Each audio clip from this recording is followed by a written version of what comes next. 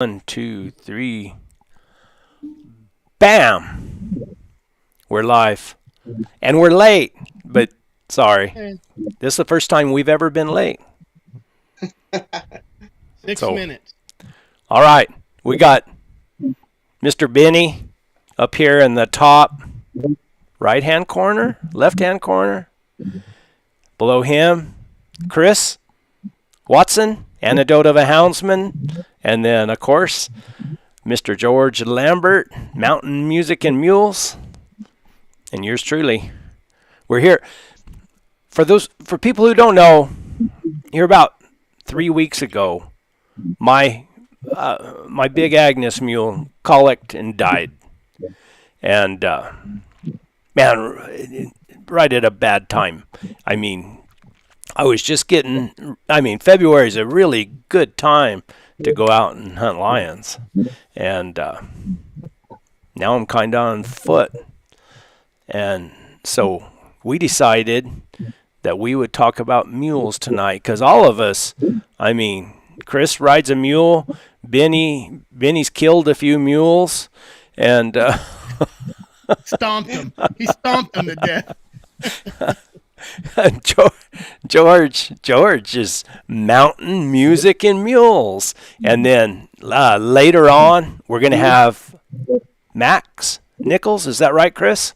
That is it. And I've been talking to Max about getting a mule, or say talking. We've been texting back and forth to each other. So let's start with Benny. Benny, now, be truthful. Mules. What do you think about mules? I like a good mule. And my experience is good mules are harder to come by than the kind that are not good. I have always preferred a real good horse over a mule. However, being from Arizona, I used to get my horses off of those ranches on the desert, and the Forest Service tried to get rid of all the ranchers. They cut their permit numbers down. They also did away with a good source of ranch geldings. And so I've mentioned before that Ray Mahan, Larry Mahan's father, he was a mule maniac, and he was always going places with me and always thought I should ride some of his mules. He kept telling me how good these two little mules were that he rode, but I never got to ride those. I got to ride the ones that tried to kill me. So I developed a real deep hatred for mules. Um, I I don't know. It was when Brian Jennings had my pups. He wanted me to go over there to Childs and go hunting to see how my pups were coming along. And he put me on his mule, which was I knew that was a real class act, top notch mule. And I think he did it out of meanness because he knew I hated mules. And so I got along real good with that mule, and I got to thinking, well, if I could get my hands on a mule like this, maybe I'd have something and it would outlast those horses that I keep going through. And so, being the tightwad that I am, I'm not going to spend any money. I bought a $1,500 spoiled rotten mule that I was the fourth owner, and she was real prone to run away with people. So I thought, well, hell, here we go. I called Max Harsha and ordered a bid from Max, and I said, I'm not getting on that mule till I got a good set of brakes. And all of that worked, but not knowing anything about mules other than I didn't like them, I was out riding one day and it was real windy, and the mule was throwing her head up and down real high, just throwing it up and down. Almost hit me in the mouth with her head. So I just took these two fingers, and the next time she threw her head up that high, I just tapped on her pole like that. Boom. Just just a Just tap. lightly, right? Yes, absolutely. Because that's all I had to do to a horse to make. Hey, he didn't want to be tapped up there. I did not know that that would set into motion 2 years of vindictive murder on that mule's mind. That's all it took, and we did get through that. But it was I had to be on my toes the entire time because I never knew what was going to happen or how severe it was going to happen. But I still have that mule today. She's a top notch mule. She's probably one of those 15 to $18,000 mules. She'd be worth more than that except for her age. And she became my second go-to ride, right behind my good horse that died. So I see a place for mules. Personally, I still prefer a real good horse, but I do have one real good mule that she's close to my heart. George, tell us about your mules. What do you So got? right now I've got oh three or four mules out in the pen, and then a little Mustang mare horse also. But I'm probably the newest to the mule game out of basically horse game, mule game, all that. I've only been in it. It's been less than 10 years probably. But my experience with mules is pretty much bear hunting my whole life. But we was however many years ago it was, we was just sitting around after Christmas. Bear season was freshly just pretty much went out, and we was just sitting around talking. And through us and some of my family members talking, I ended up on Craigslist and bought a $200 mule. So, Oh, crap. and I Sounds like never, my first motorcycle I bought for $200. so and I had never ever been on. I think mom and dad had said they'd set me on the back of a horse when I was young. Yeah, so I was totally. So I ended up driving. I borrowed a horse trailer. Um, Drove. It took me forever to get this mule on the trailer. Uh, Finally got it loaded, got it back home, and then it took me probably a day to figure out how to get it off the trailer and back into this little pen deal I'd made for it. So, just to say, me and that mule, we had a lot of time together for the next couple months. So, but through that, me and that mule kind of learned together, and I finally got up and finally ended up on its back, and now it's Cletus, my big, Oh, my big really? white. Got every. Yeah. He's a good mule. So I have less experience, so I don't know what to compare him to. But yes, after after these few years, I've done broke. I'm not sure exactly how many, but yeah, there. I mean, he's if you. I think what I've seen as far as YouTube videos and hearing a lot of people talk, he would probably be. I call him broke, but I don't know if he'd be broke for a lot of people. Yeah. But in rough country, riding the bear trees, you can put a bear on his back. Um, I mean, he's hard headed. He's got a really hard mouth. I mean, if you want to go right or left, you got to haul on them reins. So brakes, he ain't got much for brakes, but by golly, I can hunt him almost every single day, and he will take me wherever I want to go, as long as I'll stay in that saddle. He gets you there and back alive. So that's pretty good. He is, and honestly, I mean, I'm making him sound like a bronc, but I can let my little boy ride him. My 7 years, so he's pretty. If a grouse flies up under him, uh, a grouse is our little. I call them our little wild chickens here in the east. But like grouse fly up and stuff, and it don't. He'll look at them, but it ain't like he's going to run off with you or anything. Are mules real popular in Virginia or no? I have noticed it's starting to grow a little bit. I don't know if it's because I notice it more now, or I've had piles of people contact me through my YouTube channel and ask me questions, and they've got mules since it. But overall, no, it's not. It's not the typical way to hunt around here. It's not like in Missouri or something. No, oh no, it's like I say, it's when I pull into somewhere with a mule on the back of my truck or the back of the trailer. you're going to have people standing around looking at it, coming up asking you all kinds of questions. Like I say, especially here when you got hounds in your truck, you don't. I know of a few people, and I say local. They're in Virginia. Um, I know. I don't know. It's probably only 2 or 3 people that I know of anywhere that consistently rides mules at hunts. Hmm. So, yeah, it's Chris, pretty rare. what's your experience with mules? I know you got a video, but that's not a bronc mule. That's a bronc horse, right? Which one? Mine? Well, Yeah, Chris, yes. you. With Oh, me, I'll jump in front of you real quick, Chris, Okay. because I go do ahead. have a bronc mule, Oh, and I got a video of it on YouTube of it bucking me out. did he throw you pretty hard? Nah, it wasn't bad. He's threw me multiple times. Me and this isn't Cletus. This is a big red mule that I have named Rusty, and me and him to this day are still butting heads. What does he do? Buck.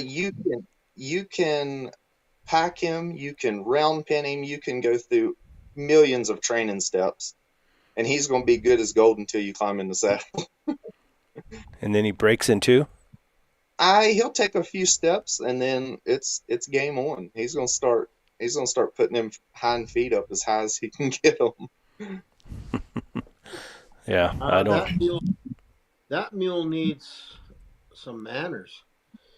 You need somebody to ride that mule that can step off of that mule and have 4 or 5 big cotton ropes and tie him up in the ground and wad him up into a knot and just leave him there for about 4 hours and make him think about things.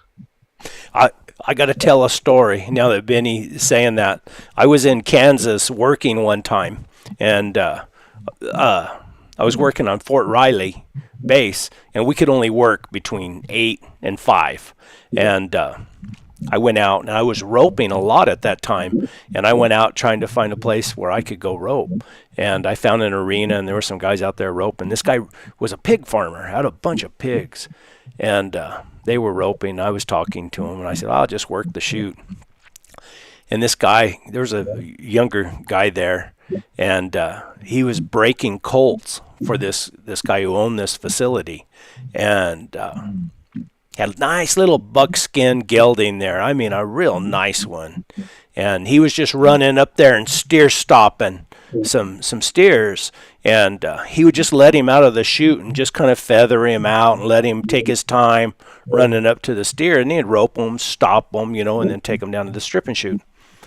Well, about the 4th time, he had a steer that kind of took off a little fast, and he asked that buckskin gelding, and you could tell he kind of got humpy, and then he took his rope, whop, whop, make that horse run, and I mean, that sucker broke in two. I mean, his head went down between his legs, and he was honking, and I mean, he threw that guy 20 feet in the air. And that pig farmer, let me tell you what that pig farmer did. He took that horse, he tied him up, laid him down, put a tarp over him, and ran the steers back and forth over the top of him. I bet he never bucked again.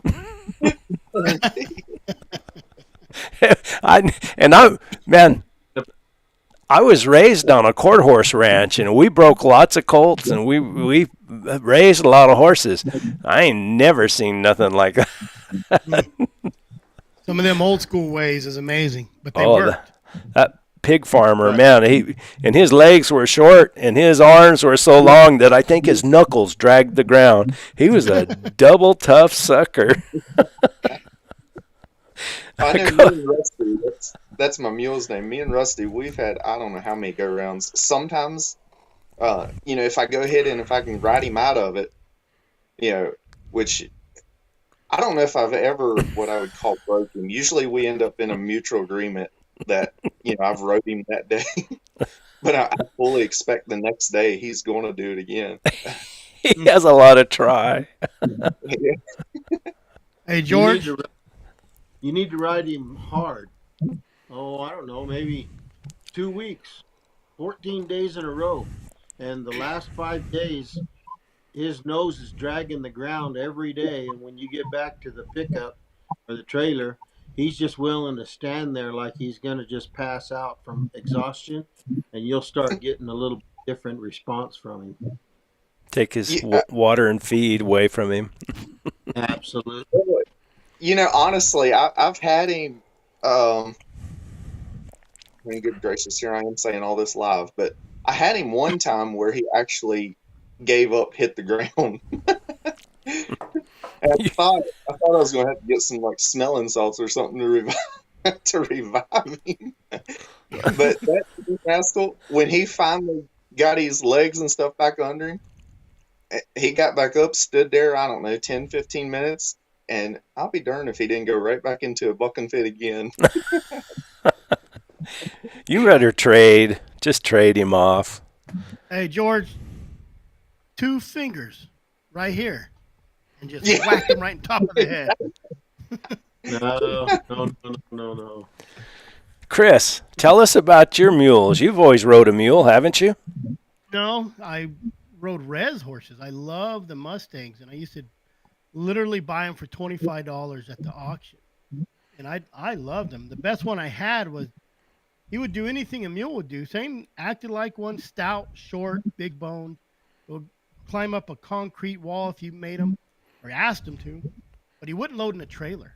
He would try to kill you rather than get in that trailer, But I could ride him. He just wouldn't load in. I had to get rid of him. I just couldn't get him in a trailer. I could starve him for 3 weeks, put hay in that trailer, and he would just stand there. He's like, I'm not going in there.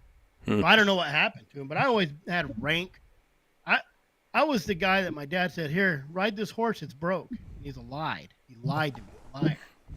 So I just grew up with Mustangs. I'd go to the auction, and we'd spend $10,000 a week buying horses, and then they didn't work, take them back home. The mule, I just got mules a couple years ago, and a houndsman gave me this mule. She's kind of a booger. She's never bucked with me. She's bucked when I saddled her wrong, and that,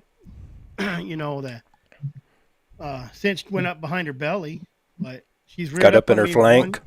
Yeah, she's reared up on me one time when I was on her, and no clue why. But I'm too fat. She's a little mule, but she's stout, really stout, and I love her. But I've never heard of mules really rearing up. I think it makes them a little too vulnerable, and that's not in their nature. And but now a horse will rear up and fall over backwards. They don't care. Yeah, my co-host on my radio show, she was on a big old horse, and it threw itself back and broke her pelvis. Yeah. But no, the only thing I'm different about is I have to use a bit. I don't ride with a bit. I use a halter. I've always used halters. I never wanted to ride a horse that you had to have a bit in his mouth. So we just used halters and a lead rope. That's all I ever used in my whole life. But these 2 mules I got, I've never tried her with just a halter, and I don't think I'd want to. I don't know. All my Mustangs, every other horse in my yard, I had to cut out some stuff on the video, my last video, because Cody Lynn's yelling at me. Like, I don't know how to put this stupid bit on. We don't use them. I don't know why you're using them. And I said, well, we can just use a halter if you want. And then you'll know why. But, I used bits in the very beginning with some brakes on it. And to break them out, I tell you, you put them in the back of a horse trailer, any horse. You take that horse trailer down the worst road you can for an hour or two. You get that horse out, or mule. I've never tried it with a mule, but you get that horse out. No matter how rank them Mustangs were, after a couple hours on a crap road, you get them out, they'll ride. You put some miles on them after that, they'll ride. They say that horses, like a bad horse, like a trailer, is like riding them, like an hour in a trailer is like riding them 2 or 3 hours. Well, like in a bad, I don't know either. But that's what I used to do. Back to a bit. A bit is only as severe as the hands that are operating in it. And Right. you you try to have as light a contact in their mouth as you can, and with good horses, you can get a real light, fast response. And that's where you have those horses that'll just run down the pen and sit on their ass and just drag it, spin around, turn around. That comes from having a light contact and, of course, training. Max is here. Let's talk to Max about mules. He trades a lot of mules. Let me see if I can get him on here. Huh? He takes them to them big sales. Yeah. Whoop. We don't have any picture, picture, Max. There he is. There he is. I don't know if they have a whole lot of internet down there. Do you, Max? How are you guys? Good. Can you hear us? Yeah, I can hear you. I've been looking at some mules that Max has. He's kind enough to send me some videos and stuff and some really nice mules. And I've been confused about the mule market. That's why I asked Chris to get a hold of him and see if we could get some insight. Oh yeah. Because you come across a lot of mules and you sell quite a few mules, don't you? Yes, sir. Tell me some stories. I'm sorry? Tell me some stories. Oh, been messing with mules my whole life and decided to turn it into a business not too long ago. And I say about a year and a half ago, turned it into actually one of my businesses here besides guiding bear and lion hunts. So, yeah. Just kind of more or less looking for mules that are good, safe, and going to take care of whoever I put on them, try and match everybody up the best that there is, Do you prepare some for these big sales that are going on? I do. I got 4 mules going to this Jake Clark sale here in June. So we had these mules now quite some time and know them up, down, and backwards. So yeah, we're pretty comfortable with them and taking them to that caliber of a sale. So Jake Clark's is a pretty high caliber sale. Yeah, it's the best sale in the country if you ask most anybody. You got the top of the top there. So, If you, how about that? What is it? Chrome of the Canyon? Yeah, Chrome in the Canyon. They're close to me. I've been looking and debating on taking some mules to that sale, but just haven't pulled the trigger on it yet. So I'm looking at taking some mules this year to that sale in New Mexico. Yeah. So the one that Trey Narramore and them put on? Yeah, yes, sir. So hopefully have at least 1 or 2 candidates to take to that sale because it's quite a bit closer than Wyoming. Yeah. They that I was looking at a mule. This guy, typical of Facebook, I call it Facebook, had this mule. And this guy's a good guy, nice guy. He has a rancher up in Colorado or something somewhere. And he had this mule, and he said, I hear you're looking for a mule. And I said, yeah. And he said, let me send you some videos and stuff. And he said, once you watch these videos, you're going to want this mule. And let me tell you what, he was right. He sent me those videos. And this guy's, he's running through the pasture, and he builds up a loop, ropes a big old cow, and steps off and legs that cow over, and that mule's just working that rope. Then the next video, there's these little kids climbing underneath this mule's legs, and then they got a the whole rigmarole. But it's a nice mule and only 9 years old, and $26,000. Yeah. I said, man, my wife won't allow that. Oh, come on! You can, take a loan out and make some car payments on it. I even checked into insurance. Trade that buggy for it. I know. Yeah. I should do that. I don't know, man. Yeah, that's a lot of money. Golly. That's what you're looking to get at them sales. Yeah. Private sale, I sell quite a few mules between that 9 to $13,000, $14,000 range. I sell quite a few mules right there. Yeah. I do have some mules I sell that are, you know, cost less than that, and there's reasons being, of course, Mm-hmm. you know, but I price them accordingly, you know, kind of based on their ability, their age, what they do, what they've done, what I've exposed them to, how much time I've put into them, that kind of Sure. thing. What, So since you come across a lot of mules, I mean, do you have is there a common problem that you typically find with most mules when you get them? yeah, so a lot of the mules that I get from back east, there's a couple problems. One, they've never seen a rock, and another one is they don't ride them with britchens. Oh, So I got to introduce all these mules to britchens and show them what a dang rock is. wow. Yeah, I bet. I bet. What are you buying these mules a He certain froze. age? Do you have kind of an age limit? You might still be able to hear us. Oh, he froze. Son of a gun. They have crappy internet down there. He's been up there hunting Oh, there he lions all goes. He's day. moving. He's moving. There we go. There you go. Did you hear anything? No, he froze. So when so is there an age you prefer when you pick up a mule, or like when you pick up a mule, do you kind of go through it and find out if they're too hard to work with, or do you just take them and try them? You know, I do a lot of traveling looking for these mules. I go across country quite a bit, and I look for certain things in mules. You know, I mean, first off, if you look at a mule and you go, ooh, then he's not a candidate. Because if you see whites all the way around their eyes and they look like, you know, you're the boogeyman, then heck no, I mess with. I got one for you just like that. I do too. All you got to do is take these two fingers right here and just tap them on top of the head. Yeah, He froze up again. Dadgummit. there he goes. He's moving. There he is.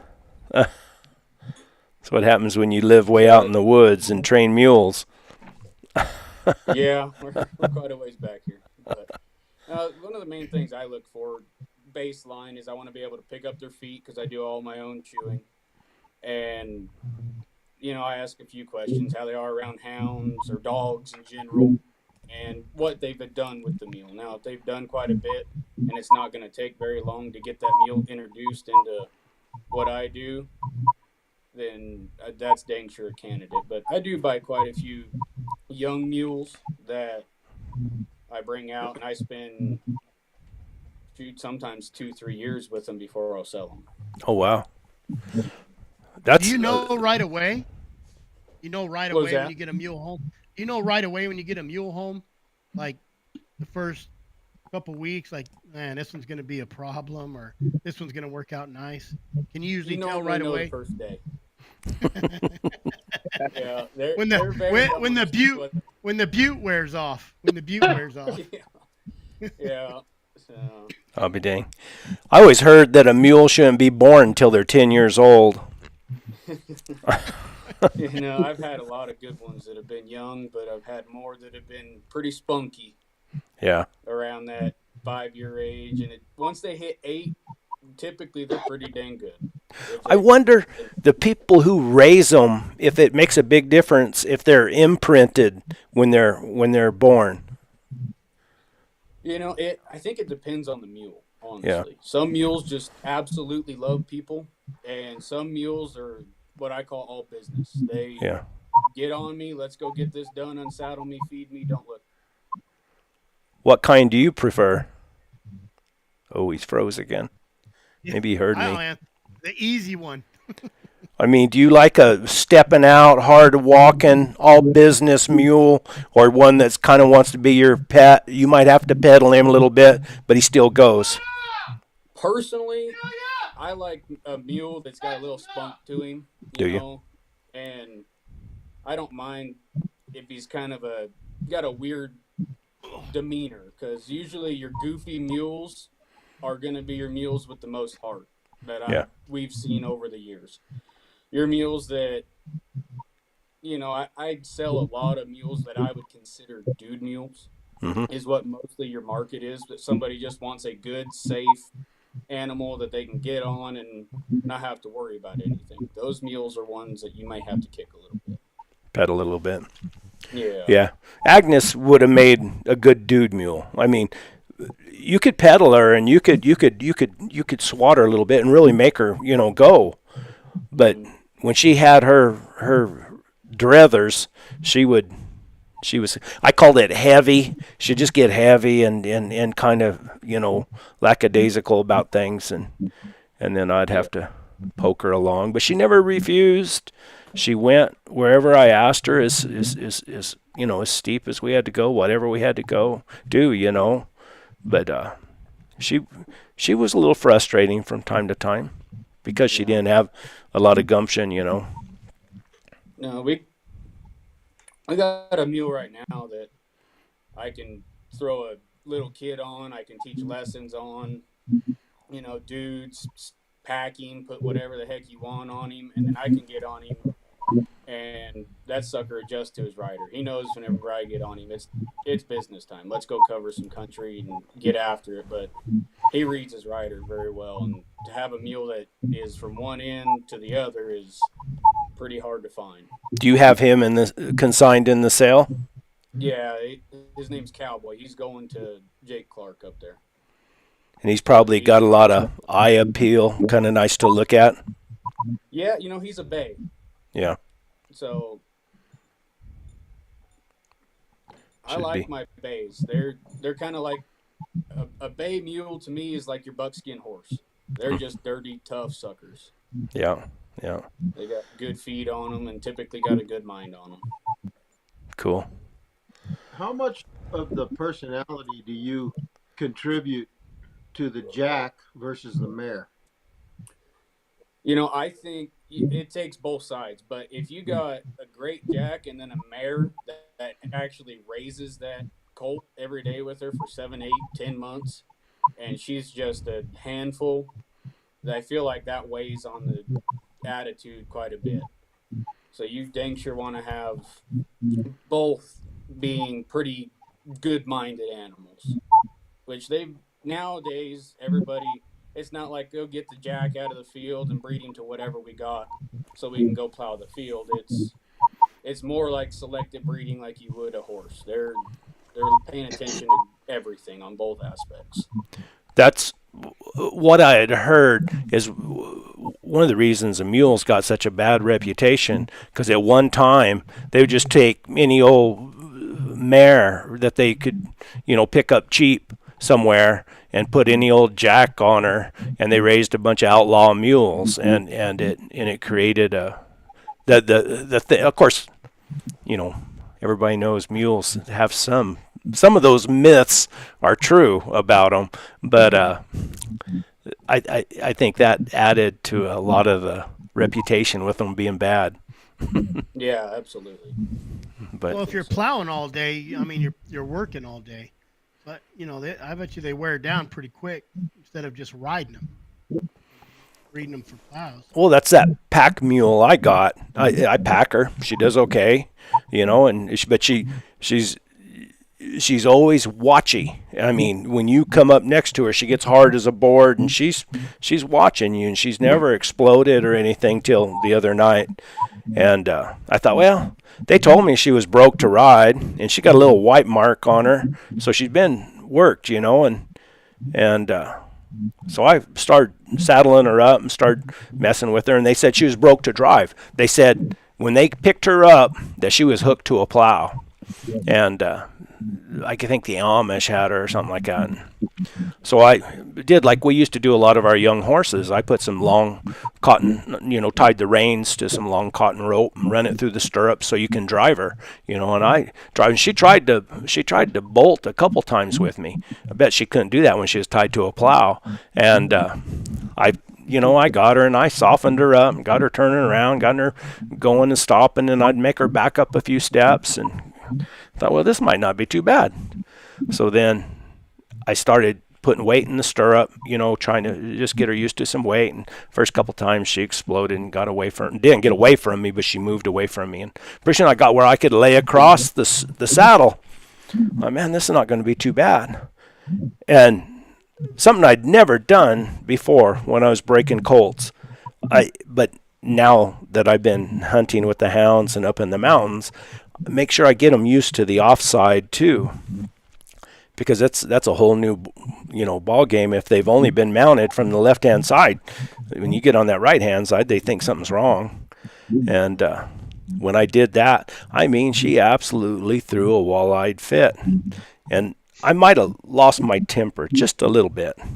And next morning I worked with her. Next morning I got up and I messed with her, and she did the same thing. So it was early in the morning, man. I tied her to the trailer with about that much slack in that lead rope, and I left her there all day long. And I took off with the dogs, and I didn't get back until after dark that night.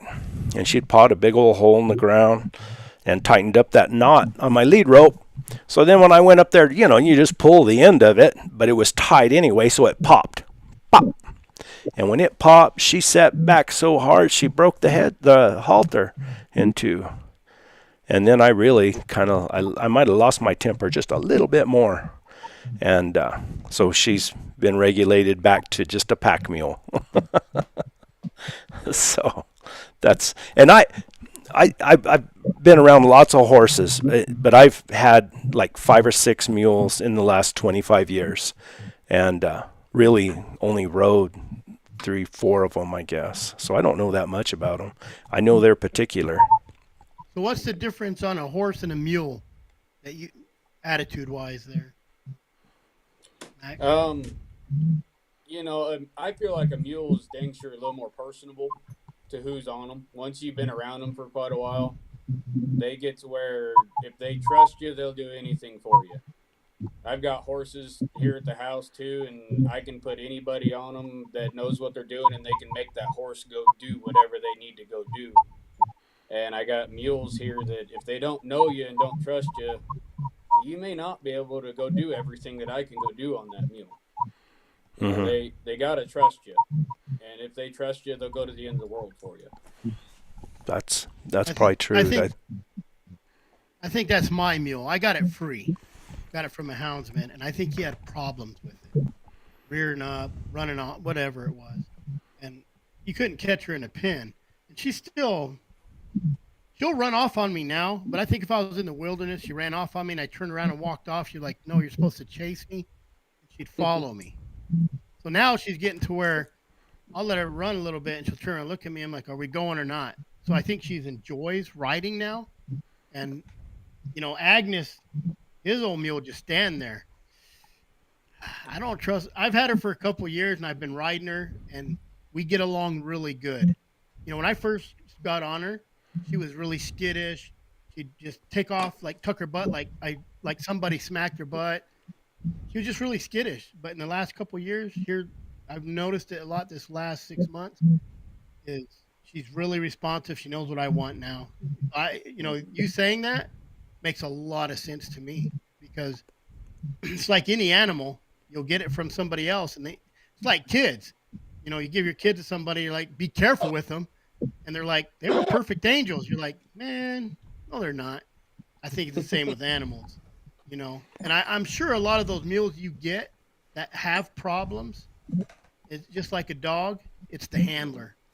A lot of it's the handler and how much they've rode them, and yeah, and how they've been handled and that kind of thing. Mules takes a lot of patience.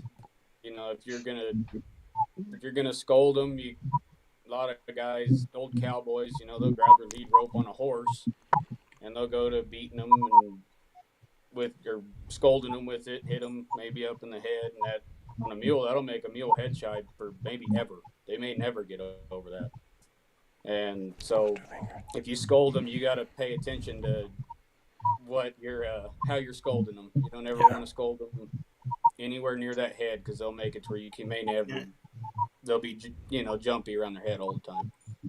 That mule of mine's 11, so if I raise my voice to her, like she knows I'm mad. Like if I yell at her, like that's all I really have to do. And I've always kind of been. You always hear the rumors. They'll remember you and they'll get you when you're not looking. So I'm real careful of how mean I am to her at all. And then the second mule I got, I paid $2,000 for. I don't know how old she is. I mean, she don't have her wolf teeth. I think she's 20-ish. In that area, give or take 5 years. I don't know. She's a 72-year-old guy had her. He lived way far out. No one wanted to drive out there, but I could put anybody on this mule. And I hate riding her because she don't neck rein. My mule, I don't know who had her. She is just tits on everything. Neck reins, responsive. I mean, if I'm going and I just barely touch her neck, she responds quick. It's hard for me to get on that other mule that only plow reins. It drives me crazy. But there's the other question. Everybody says it's either a good mule or a bad mule. How true is that? Can you take a good mule, make it bad? Can you take a bad mule, make it good? If my opinion, how I look at it, if a mule is willing to hurt itself, it's willing to hurt you. Now, if you have a mule that has maybe some issues, but it's not going to blow through a fence, it's not going to jump off a bluff, that's a correctable mule. But if a mule is willing to throw itself off a bluff, it's willing to throw you off of it with it. So that's just kind of how we've always looked at it, and some of them never get over it. And I think that statement is fairly true. There's one extreme to the next with mules. You got good mules, and then you got mules that should probably just be hooked to a plow. And that's I want to say mine's a good mule because it hasn't. I ran her through some cholla one time, and I seen my life flash before my eyes. I seen myself covered in a cholla, and her running through the rest of it, and she had it in her butt, and she just kicked at it with her foot, and I slid off, knocked it off with a stick. She didn't try to kick me or nothing. So at that point, I kind of knew I got a pretty good mule. Yeah, and that's part of her trusting you a lot too. Getting down there and something that's hurting her, you being able to get rid of that, and her saying, "Okay, fix this." Boy, and I've just been editing a video that going through the mules that I had and everything, and what you said about how a mule becomes real personable. I believe.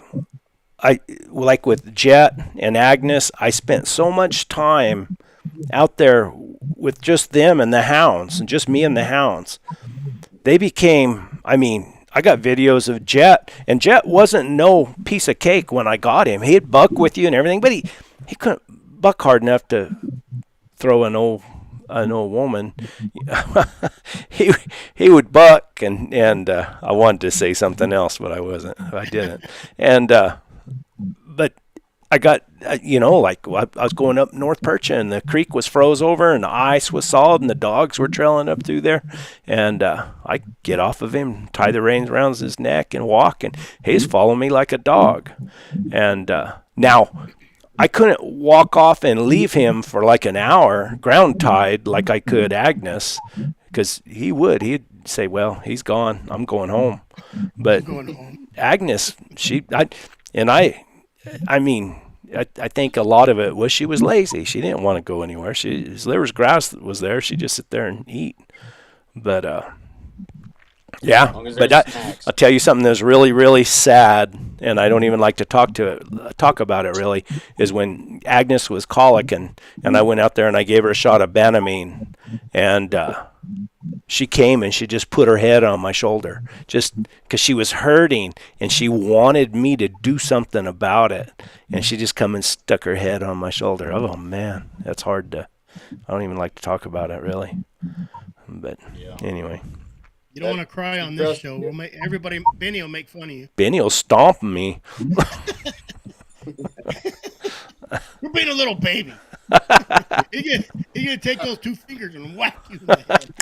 I had a mule that I bought for, I think he was one of those $200 mules, and we all thought he was real fit, and we never did look in his head, and so he was one of those. There was no part of this mule that was trustworthy, and you never knew what was going on in his mind. I'm sure that somebody put a blender in there at some point, screwed it between his ears, and turned it on wide open. Um, he cracked his mouth open one day and held his lips apart, and he was a gummer. And here I am trying to get something done with this mule, and so I sent him to a guy that was a real hand with mules, and he had him 8 months. And I finally said, "Hey, just I'll come get my mule." And my wife said something about, "Well, shouldn't you sell that mule? You got a lot of money tied up in that mule now." And I said, "This is the kind of mule that will kill somebody. You never knew when he was going to blow up, and you never knew what set him off." And he didn't. He sunfished. This was a sunfishing mule. And I talked about tying them down, and you guys said, the tarp and the whole ball of wax. And it never had any effect on this mule's mind. And so his bones live out there in the pasture in the You stomp him? He's He fell over dead, and upon further investigation, he had a hole in his heart that was .41. that where I got my mule, they had a mule like that, and his daughter was out in the middle of nowhere riding it. It almost killed her. I believe they had to air vac her out. And that mule got away, and he went out there. He didn't. I'm gonna tell that mule's still out there, and he didn't go up to it. Long range shooter. I was talking about my. I got a mule. If I could get a good one, I'd have something. But I also know exactly what the bad ones look like. I was talking about my pack mule Ruth. Now, I think that if I was just gonna, ride her, maybe down groomed trails or down the ditch bank or, maybe even in an arena somewhere, I think I could get by. Matter of fact, I bet I could get her where she is handling pretty good, and was pretty handy because of the way she is, but all of us follow hounds. You get up in one of those spots and you're trying to get up through there, and the dogs have gone over and the branches are like that, and you're ducking and trying to get through there. I guarantee you, if I got in a bad spot and I made a bad move, she'd hurt me. I mean, she would grab her ass and run under a branch or something, and that wouldn't be no fun. Not at my age. I've been on Sage and been under those trees and stopped her and broke the branches off of her, and she's never done. I probably got a good mule. She just Oh yeah. If you can get away with all that, you got a good one. Like a wife, she'll get you one day. I got her stuck in a tree. I got her stuck in a tree when I went to Globe on that video. Your wife or your mule? My mule. Both. Maybe both. I might be in a tree when I get home. I'm 200 miles away from her. I'm safe for this weekend. But I got her stuck in a tree. The saddle horn got stuck in a fork in a tree. And she was stuck there, and she don't do nothing. I tried to bring her out the front of my trailer with the saddle on, and the saddle horn hooked the door, and her front feet came and was kind of dangling in there, and then backed up, and real calm mule. When I first got her, though, I really thought she was so jumpy. I think she just got used to me.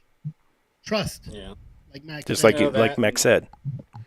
Wet saddle blankets comes a long ways too. Yeah. Hearing y'all's stories, makes me realize that I think I probably got a lot better mules than what I was. When my first mule that I ever had, like I say, I had no pre-experience.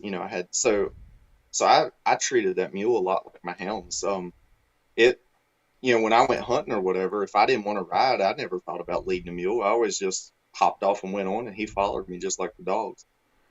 And then he'll come to me with a whistle, You got a good one. So, he tried.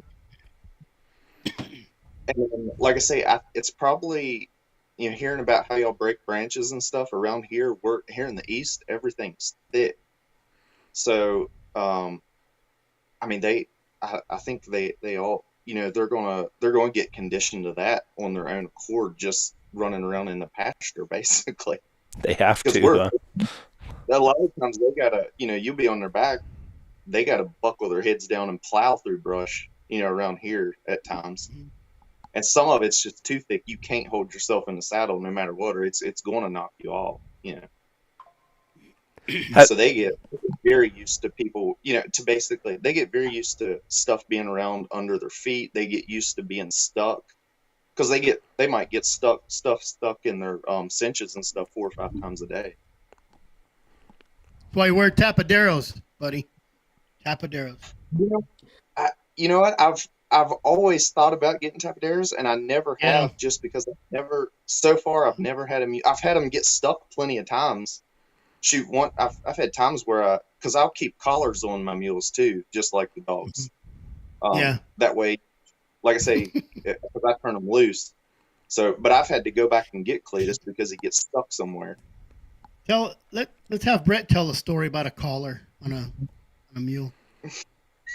When I was living up in the mountain up there, and that Benny knows that's steep, rough country, and here's a training tip for you, Max. I'd warp my poor old jet mule down. I mean, he was tired, and I had Jenny, and Jenny, I put everybody on her. She was gentle. I mean, and as long as she was following Jet, she was a good mule. And I packed lion on her, packed bear on her, deer, everything. She never throw a fit, nothing.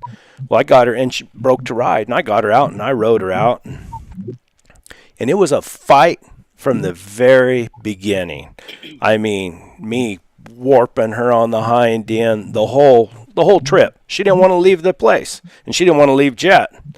And man, I was just about worn smooth out coming back to camp. And man, she was really stepping out going back to camp. And we got to the spot, and there was a little side trail that went up through there, and there'd been a tom lion coming up there and scratching. And she knew we were going back to camp. But I wanted to go up that trail, I don't know, 400 or 500 yards, not very far, just see if that lion had come up there and scratched. And when I turned her to go up that trail, she said no. I mean, no. She vapor locked on me bad. And I went over, and of course I lost my temper. I went over there and I got broke a branch off a tree, and I went to working on her. And it didn't matter what I did. She would not go. If anybody would have seen me, they'd probably thrown me in jail for animal cruelty. I mean, I was hard on her, but she just stubborn. Got to tell the story what an old man told me right then. He said, "You know what happened, don't you?" And I said, "What's that?" He said, "You rode all the horse out of her. All you had left was jackass." But anyway, all those dogs sitting around looking at me, they knew I was mad. They're all just sitting down looking, those shock collars on their neck. And I thought, oh, and it was back with the old Tritronics, and you had the red, the blue button or whatever. And I went and got one of those collars off of there and weaved it underneath that britchin'. And she was soaking wet anyway. And now, I was always taught you don't, if you get after your horse or whatever for something like that, you're on their back. You don't stand on the ground and warp them or anything. You get on their back and handle them. But I didn't do that with the shocking collar. I stood next to her, but she wouldn't even lead up that trail. I mean, I'd ask her to lead, and she wouldn't go. And I did that a couple times, and so I put it on the lowest setting, and I gave her a little bump, and that tail twitched like that. And I asked her, and she didn't go. And I asked her again. I cranked it up another notch. boom, bumped her again. That tail twitched, and she didn't go anywhere. I said, oh, that's enough of that, man. I turned that sucker all the way up, and I laid into her, and we went. I'm telling you. I was holding on. She drug me. I was afraid to let go because I thought if I let go, I might not ever see my saddle again. You found fifth gear, it sounds like. If she would have been the first mule I ever had, I'd never had another mule. I'd have never, because I mean, I rode a lot of horses, but the mules were a new thing to me, and she was something else. She was a pretty mule, too. Pretty mule. Black, white, stocking feet, her legs, and everything about her was good, except when you took her by herself. She was miserable. Hey, what farmhand asked? What's a Missouri mule? I don't know. Is it just Pacer or a gated mule? Is that what a Missouri mule is? You'd like to call Gator home? I haven't. You're trying to call Brad Siri's trying to call somebody. I know. That's good. I said I'm not- Missouri or something. Siri. Maybe that's where the Thought it mule's said Siri. from or how they train it. I don't know. Missouri mules. I looked it up. Unless And they're it just talking said, about the Missouri Mule makeover. There's a It just said old, any mule.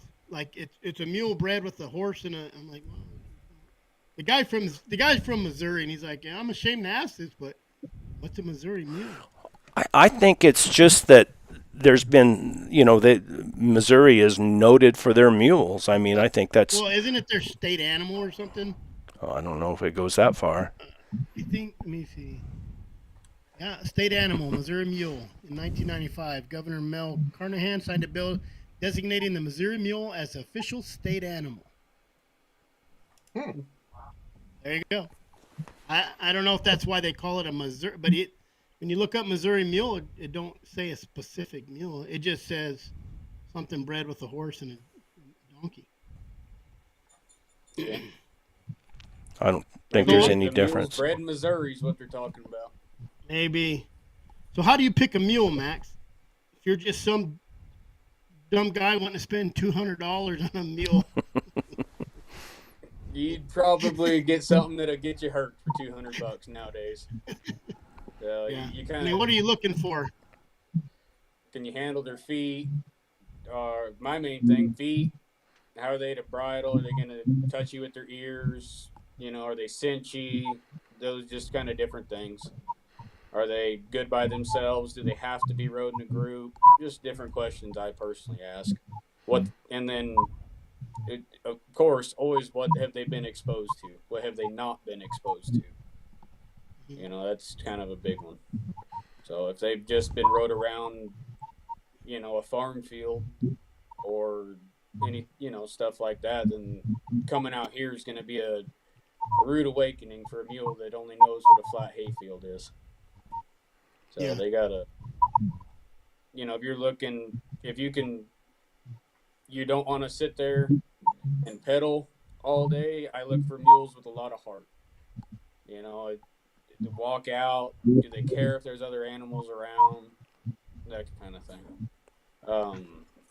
My personal mule's Goofy. He's a goofy sucker.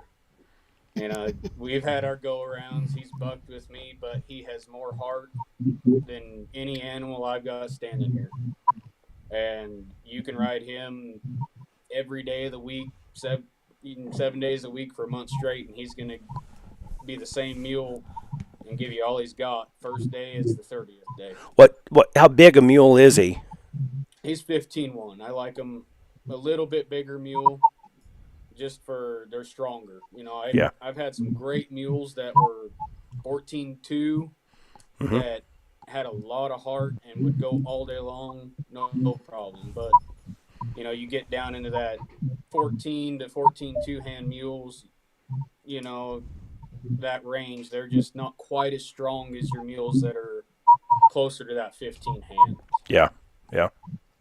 Makes They're not sense. quite as strong, or am I too fat? Well, it depends on the rider. Yeah, I'm too fat. I I got a little mule, but she has heart. Exactly. It's all that matters. If they got heart and they'll go and they'll treat you right. You don't got to sit there and kick them all day. Yeah. Yeah, see, all of my mules out here, they're on what I'd consider the smaller side, and a lot of that's due to, like I say, in our brush terrain, branches, because we got so many low hanging branches. So my biggest mule, he'd be lucky if he'd hit 14 hands, really. Yeah. And That- probably my white mule, I think he probably weighs about 750. I think the last time I had him at the vet, somewhere in that area, 700, 750. I had Maybe a ride the mules that are accustomed to what you're doing too. If that's what you need there, then that's what you ride. Right. I had a guy show up and hunt with me one time, and he was riding a 16. It was, I mean, every bit of 16 hands, probably a little bit bigger than that. He was huge. And I asked him, I said, Dad gum, I said, how do you get away riding that mule in this country like that? And he said, those branches are softer the higher you get. So I said, all right. My dad has a 16 hand mule, and it don't like dogs. So we got 2 of them cheap down in Yuma, Arizona, and I think they were cartel owned, if you know what I mean. I think they just packed on them. I bought them from a guy, and they were riding them, and they do ride. We've rode them, both of them. The one white one be a good pack mule, but I think that's all they use them for, pack. But I kind of like that big one that don't like dogs, because they will kind of kick at them dogs. Teach them dogs. It's not vicious on them. It just warns them. Yeah, and I kind of like that because it keeps them dog. My dogs, man, Dirty. He likes to run under my mule, and she don't care. He runs back and forth, and them dogs can run under my mule, and she don't do nothing. But it's kind of nice having a mule that's a little kicky on him. Well, I always heard, about mules and kicking. I always heard that, mules kick and horses kick. The difference is that mules hit what they kick at. So yeah, if they miss, it's on purpose. yeah, they didn't mean to hit it. The mule knows where its feet are. Oh yeah. They say the way their eyes are set. Is that true? That's what we've always seen. They know where they're exactly placed in every single foot, no matter every scenario we've been in. Yep. They put that back foot if they have to, because they're double jointed in that back end. They can kick that foot clear out to the side on the crappy part of the trail to hold themselves up. They're double jointed in that back end. Explain that. No, I caught that too. Like a horse, its range of motion is, it's not as outside. That's why like a mule can cow kick you, and horse, they can kick you, but they can't reach straight out and kick you whenever you're to the side of them, like a mule. So a mule would probably be harder to stifle, right? If they can do that. Yeah, because they've basically full range of motion with their back feet. Because you pull a horse's, if you pull a horse's leg out and then you can pull them out, you can stifle them, pull them out to the side. Huh. I didn't know that. I've never had, Agnes kicked at a dog one time when I was packing her, but I didn't even see what happened. But she never offered to kick at anything again. Never. I wouldn't put up with that. But I've had a couple kickers, and like he said, they can kick out to the side just as easy as kicking straight behind them. Wow, I've been called out. You know who that is? Who's that? Carl Boykin. That's Carl Boykin. Is that Carl? Carl, you shit-talking son of a... He's not satisfied with causing problems on Facebook. He has to come to YouTube now and cause problems. Oh, he already ran everybody off on Facebook. Yeah, He's probably jeez. banned on it right now. Facebook. You got any I'm sorry. We're educated, man. Oh, I'm outside of Tono Basin, Arizona. So we're pretty central of the state here. Benny's done some stomping there. You know. Never been there. Really? No, I hadn't I run into you at the front gate there not but a year or so ago. Yeah. Yeah.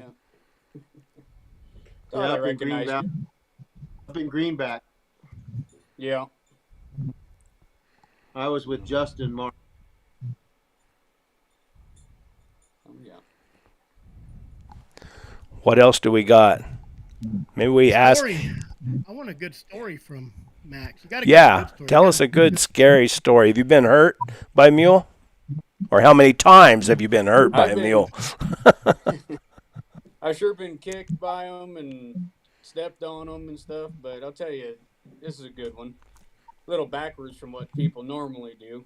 I was working on a ranch over on the west side of the state, and I was brushing trail and doing all that kind of fun stuff. And I was riding a mule and packing a horse because this country's pretty rough and nasty. Mm-hmm. And I brought my personal mule along, and I was using the ranch's pack horse. And going up this canyon, there was a pretty good zigzag in the trail going through a rock slide. And my mule went right up through it, no problem. But this dang horse, it had other ideas. And so I just got off my mule, left her standing up there in the trail, and I went to go back and just lead him through on foot and kind of coax him through this. He had to hop up a rock through the trail.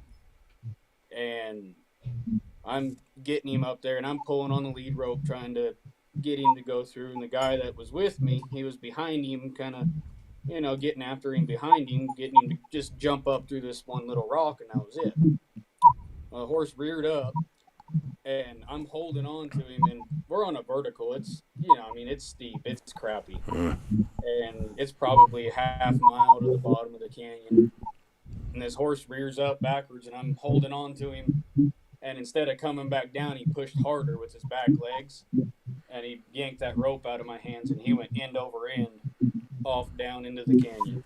Jeez. And everything was, looked like a bomb went off. All my chainsaws and my lunch, everything else went out of them pack bags. And, a good horse wouldn't have made it out of it, but this sucker stood up and walked back up to me at the trail. Can't kill those kind. No, you can't get rid of them suckers. That's some of that. We got him back up there and gathered our stuff. He was cut and bruised up a little bit, but a little bit of vet wrap and a little bit of ointment on there, and shit. And a week later, he was back to being a pain in the butt, causing problems. It didn't cure him, did it?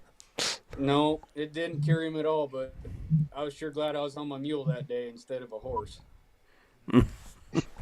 My dad tells a story about he used to run into a man there in the Gila wilderness that he rode a mule and packed a horse. And, of course, my dad's he's a horseman. You can't even talk to him about mules. But he always told me about that guy. But Brett was rid out the wheel because of his mules. Oh, yeah. Roping and riding a mule is both. See, my dad rode cutting horses and raised real good quarter horses. And he used to tell me, he said, when you get one of my geldings, he said, and you swing a rope over his head, all you do is lower his value. Yeah. My great-grandpa would probably roll over knowing that we got a bunch of mules standing here instead of all the quarter horses and thoroughbreds that he bred and raised forever. Yeah. He had them on the racetrack, and we got them in the mountains. So. Well, my dad, just talking to him, my dad's 89 years old, and we were at my niece's last night eating dinner, but this is exactly his attitude towards it. We're talking about and you're talking about the horses, and he'll just go on and on and on, and then say something. I say, well, Dad, I'm looking. I can't get over this mule market. I'm trying to find a good mule, and all he does is go, huh. Nothing. Won't even. There's nothing else. Oh man. My grandmother was a big Arabian. She had a big Arabian ranch in Oklahoma. And I just never liked Arabians. I just never had luck with Arabians. I hated Arabians. I grew up. I just wasn't an Arabian fan. What That's all about she did. an Arabian? How about a bred to a? The Arabians are known for their endurance. I wonder if anybody's ever raised any mules out of an Arabian mare. I'm not sure. I don't know if I'd be able to stand to look at Mule. It'd be big ears and bug eyes. What about a Morgan? I've always There we wanted go. a Morgan. So I'm not sure about the Arabian mule side of it. That'd be something. But Tough they're sucker, known maybe. for their endurance. Just would have to look at them. The Arabians are pretty. It takes a particular person to like them. What do they say? They have one less vertebrae in their back. Is that right? I think an Arabian does. Mm-hmm. Something like that. Yeah. But what do we got? Did we got any questions here in the comment section? Just Carl talking shit. You talking about crazy mule stories? Something happened to me one time that I never thought of. I had this crazy mule, and had him up. I can't remember exactly what I was doing with him, but I wasn't on his back, working him doing something, and he got to throwing a hissy fit, and I was going by this tree, and the tree went up just like a pole, went up, and then probably 8 foot up, probably 7, 8 foot up, it just branched, kind of like a slingshot or something. You know why? And that horse, I mean that crazy mule reared up, and when he came down, his head went in that notch of that tree. And I mean, it was a heck of a mess because of course, his head got stuck and his front feet couldn't touch nothing. And his back feet, when he kept trying to pull, his back feet ended up going out from under him. So he basically comes straight into the tree like he was hugging it, with his bottom feet and his top. And his throat was stuck in that notch. So thank goodness I was pretty close. I wasn't too far from my house. So I was stunned there for a minute, so I tried to jerk him out of there, push his nose, get him back. Couldn't get him. So finally I run back, had to go get a chainsaw and come up there. Cut the tree. How do you act when you cut that? How do you act? Well, so Cut his head off or the branch. I ended up not having to cut the branch all the way off. He got himself unstuck when that chainsaw got up there. But I mean, it was a disastrous mess that you would never ever think was happening. It just happened. Why didn't you turn the camera on? Honestly, I thought he was going to die. I really, truly thought that was it. But crazy. Horse or my mule stuck in. What's that, Benny? I said, so did the mule when he showed up with the chainsaw. That's why he got himself out. That's a good story. Talking about stories, I had another one. This wasn't mine. I was working with it. He's probably watching right now, watching this video. But we, the first couple times it was just a little small mule. First couple times it ever been rode, and we decided to take it on this pretty big ride. And it didn't want to cross water, which wasn't too big a deal. But we had to go down this ravine and then come back up the other side, and the creek was rolling pretty good, which it wasn't a foot deep, but downstream 10 feet or so was this big old monster. Well, I shouldn't say monster, but a big pool of water. So I rode the mule off in the ravine, was going up the other side, and he got to balking a little bit. And before I know it, we was down in that big pool of water swimming. Oh. Yeah, so I took off swimming for the bank, got out. The mule, he was swimming around in there, and finally he just gave up. He figured he was just going to kick the bucket too. But it's amazing what pickles you can get yourself into. Oh, Oh, I Just, know. just hey, Brett. Yeah. It's for my next question too. But what about your new saddle and pulling collar and bridge and all Well, things? that's what I was looking for. Uh, Let me pull that up. And then I can't remember the guy's name that made my saddle, and the idea behind it. There's a guy in California that makes that same saddle. I think he calls it a long rider's saddle or a mountain saddle or something like that. And I called him first and asked him, and he's like backed up for the next 5 years or something like that. And it's a real old-fashioned saddle. It's got like a bicycle seat, and it doesn't have any extra leather or anything. And I wanted one like it because I thought, I got a bunch of roping saddles. Man, I've probably got like 15 that I've won, but they're heavy. And I thought, we don't need these big old heavy saddles riding around these mountains following these dogs. And so I contacted this guy in Texas. I'm sorry, I can't remember his name. you told me once. I can't. Jeez, that's old age. Anyway, real nice guy, super good guy, and I sent him a picture of it, and he said, "Oh yeah," he said, "I can make something like that." And he used a hope tree, and it's real old-fashioned looking. It's pretty cool, and it's pretty light. I think without the breeching and the breast collar and everything on it, probably only weighs about 22 pounds. And that's with cinch and everything, and it's got a rawhide covered tree in it and everything, but it's a hope tree, and it's really you sit in it, really. You don't sit on it. It's pretty nice like that. And then Lee Kirkendale, I always mutilate his last name. He made the breeching for me, and he made the breast collar for me, and did a super good job. He's a nice guy. He's a houndsman, bear hunter, guide. He goes to he catches a lot of hogs there in Texas, and then he goes to Colorado and hunts every year and helps some outfitter there in their elk hunts and everything. He's a good guy, and he makes good stuff. And I'll put, when this comes out on YouTube, I'll put both their contact information in the description, because they're good guys, and they'll make you whatever you want. If you got an idea, they're custom guys. It's not like most of this crap you get nowadays. Yeah.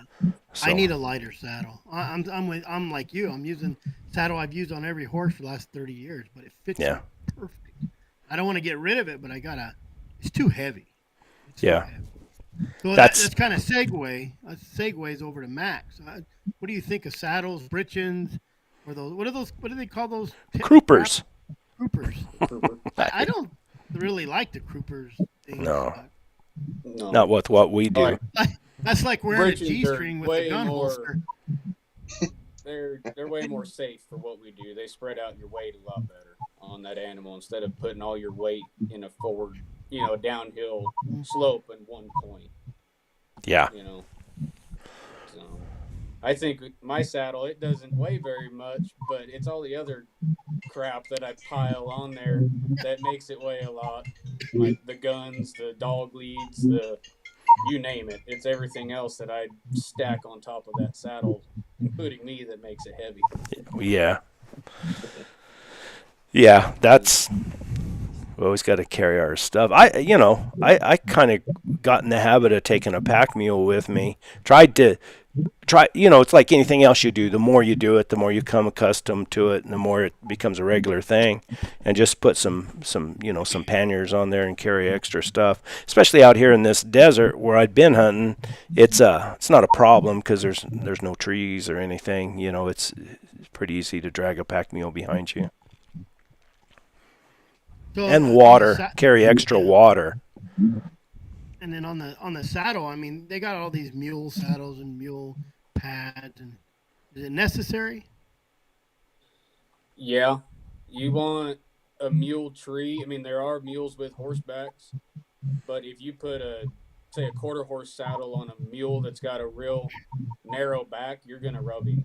and Get you're that. going to Yeah. put sores on his back, right on the other side of that wither.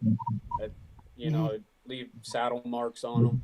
So I ride in a modified association tree, which is pretty close to a mule tree, but because I do have horses and I'm switching between so many different animals, that saddle fits 95% of them great.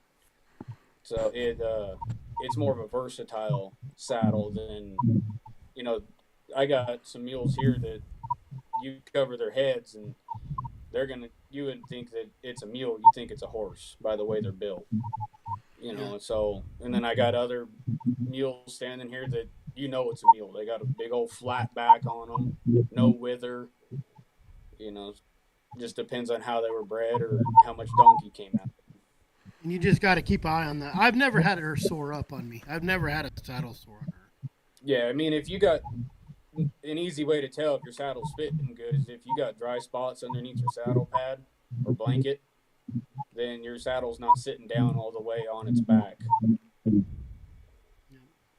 So Carl, Benny, it's all Benny knows, Carl, is this. How to knock a mule out with 2 fingers. That's all it Carl takes. Carl thinks Benny knows everything, I guess. The gentleman in the left-hand corner must have missed him talking. I bet that he knows some shit about mules. Among other things. Among I'm other on things. mules, and I've still got 2.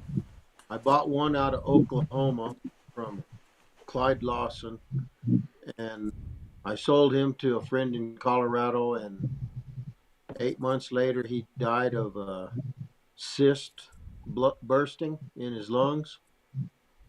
And one is boned out here in the pasture. One I've never been on.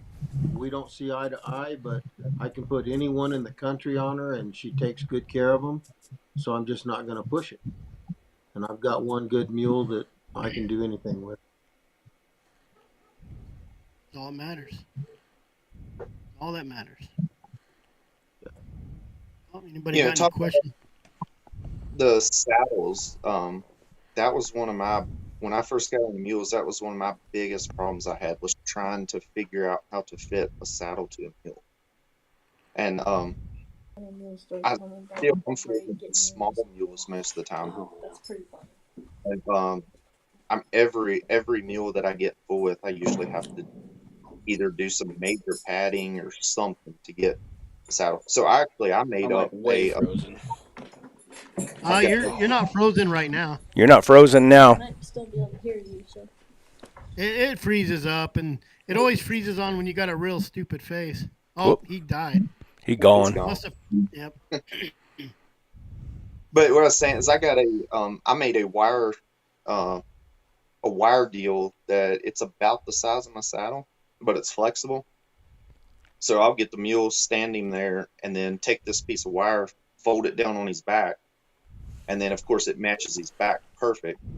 And then take whatever saddle I got, flip it upside down, and then I can take that wire, which technically is the mule's back, and I can set it in there and see exactly See how close it is. what I need to do to pad to match to make that that saddle bars, and it's worked very well. I've had to do some major padding here and there, but it'll do wonders for making your mule way more comfortable.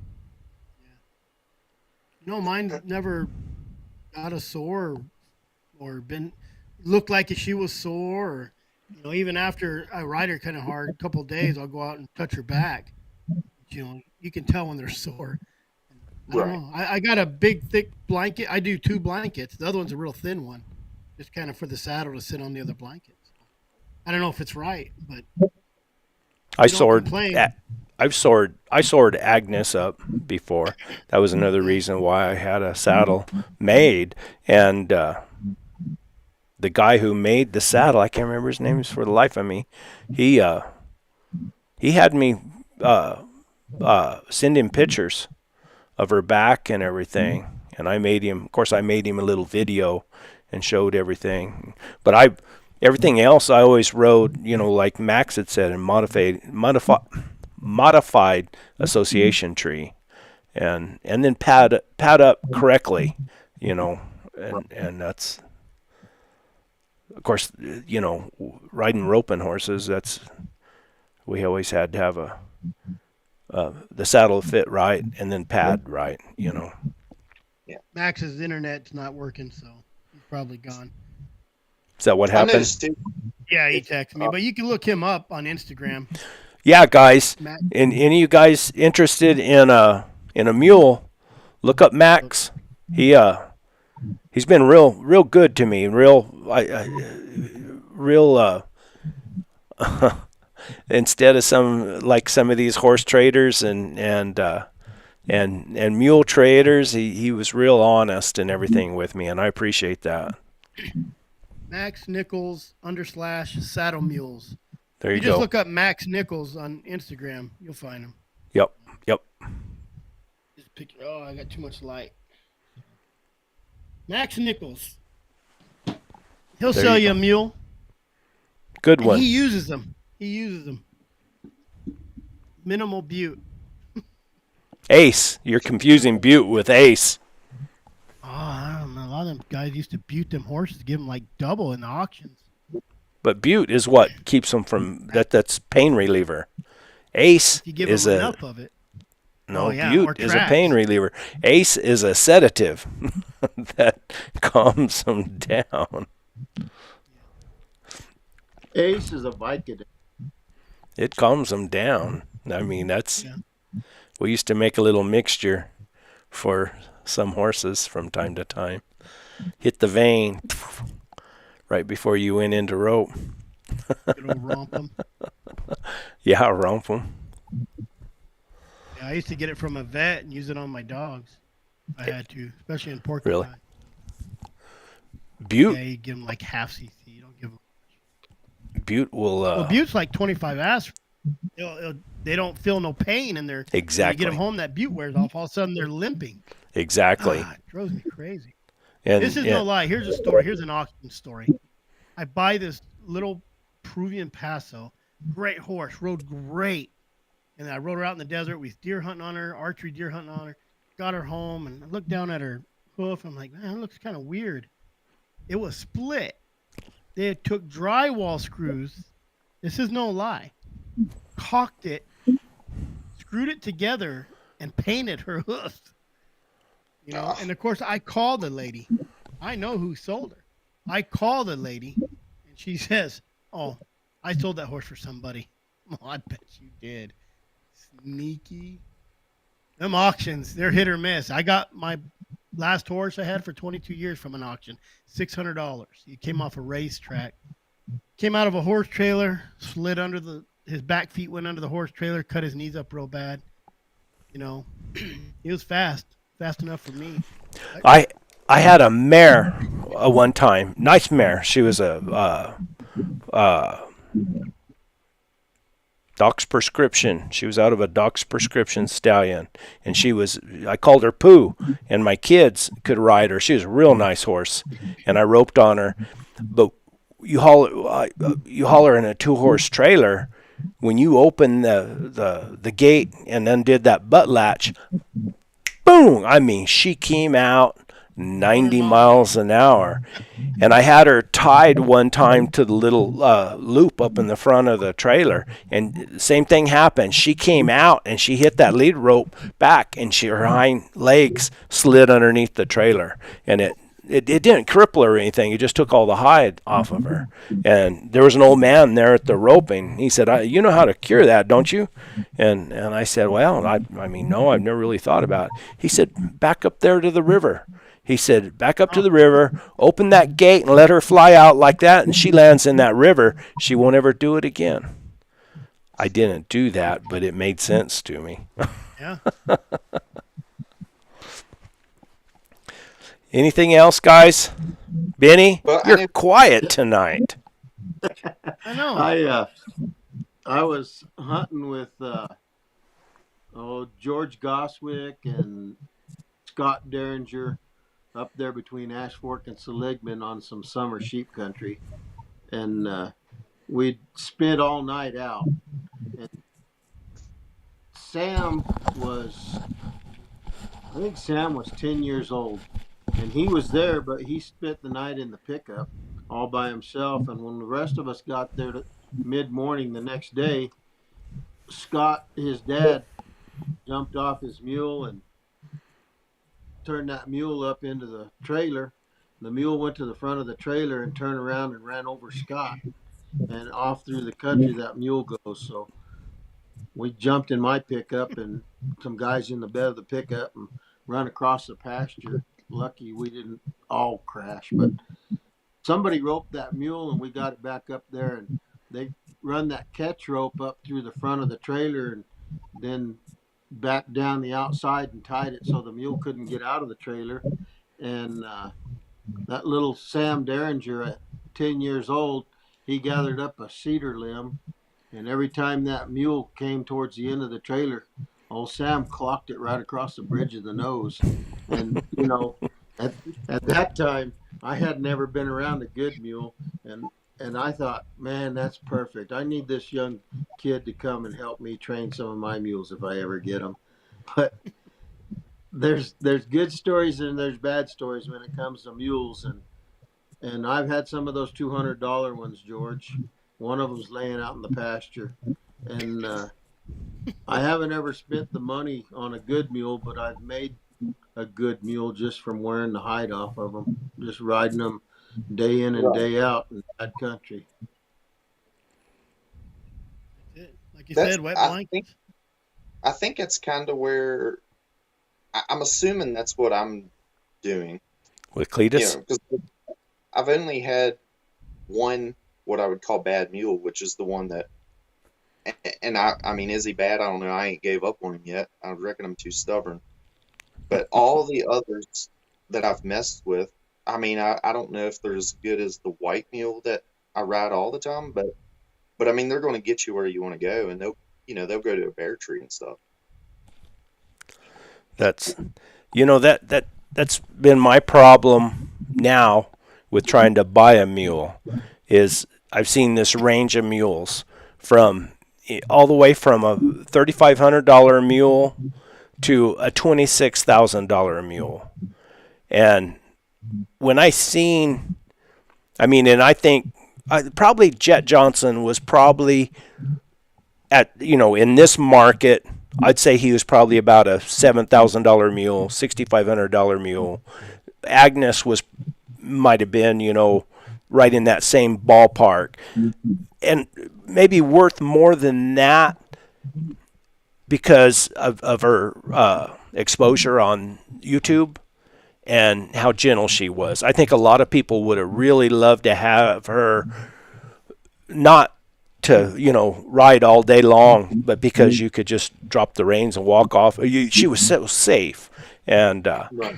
but now I see these good mules, and and these guys know what they got, and they're 12 to 20 something $1,000, and I seen what they can do and how they act, and I told my wife, I said, man, I got champagne taste on a Keystone Light budget, and I don't know what to do. I'm kind of stuck. I guess I'm gonna have to just. That's why a buddy of mine loaned me two good mules, and he said just take both these mules. They use them for elk season, and that's all. And he said take these two mules, whichever one you want to use. He said keep them, use them as long as you want. Don't worry about it. And as soon as I got those mules, excuse me, I asked him. I said, "Well, where'd you get them?" Well, he got them from Sid Savage. And if you've ever watched or listened to the podcast, and I think I have it on this channel, Sid Savage, it's bloodhounds and something. But Sid is a hound dogger. He run lions and he's hunted with a lot of guys. And Sid also went to the NFR as a bronc rider. And Sid trains mules, and he trained these mules. And so I called Sid to ask him about them. I said, "Tell me something about these mules." And he said, "Oh, they're good, this and that." And I told him the story about seeing these other mules you could rope on.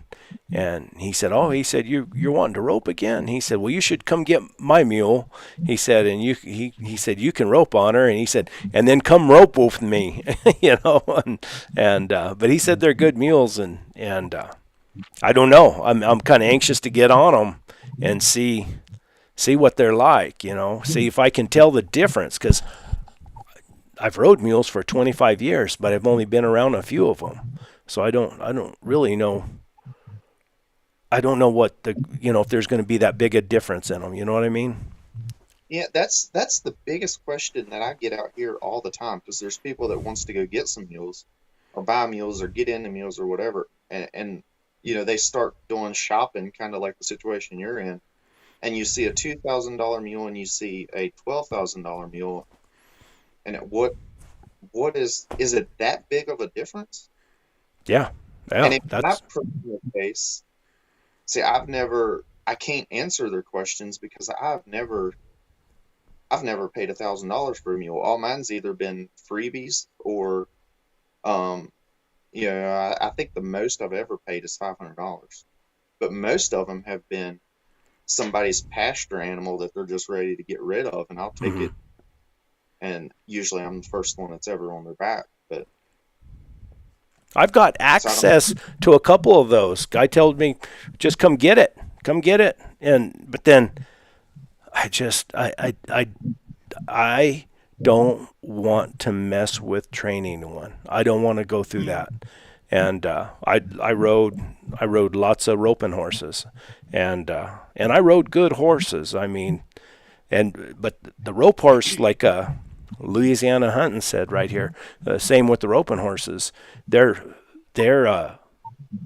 that market is unbelievable. And from what I heard, it's because of the futurities they have now. The roping futurities has brought the market up on the horses, where, I told some friends of mine, I said, well, if you run into a good heel horse somewhere, let me know, I'll buy it. And they said, well, you better get out your wallet, because a good heel horse is going to cost you $15,000-$20,000. And man, I sold a real nice horse for 10, 15 years ago, and I thought I was cutting a big old hog in the hind end, but I guess I wasn't. Well, what's making the mules so high? Yeah, They're popular. It's a trend. Yes, exactly. Yeah. Now, my dad says it's an election year, and he said, you watch. He said, election year, he said, you'll be able to buy one cheaper later on. He said, just because it's an election year. Just like when 101 Dalmatians came out, everybody bought Dalmatians. When Hell Doggo came out, everybody wanted a paint horse. I must have missed those. I never wanted a Dalmatian or a paint horse. It was a big deal. Hey. There's nothing wrong with a nice little paint horse. Oh, I know. You rode a genuine nice one in Arizona. That was a nice horse. And you didn't fall off. You didn't fall off. No, I made sure that I stayed upright. Max was talking about a spirited mule, and that reminds me of my horse that I bought, a coming 2-year-old Stick. He had that heart, no bottom in him, and spirited. He was 17 the last time he tried to buck me off. And, I don't know that today I'm really looking for a young spirited animal like that, but I do know their value. Yeah. Well, He just got blamed. There's I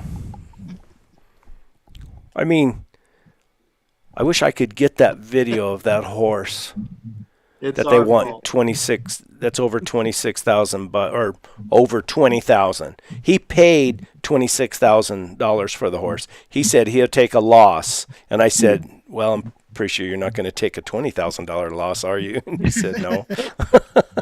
I'll say your name on YouTube. But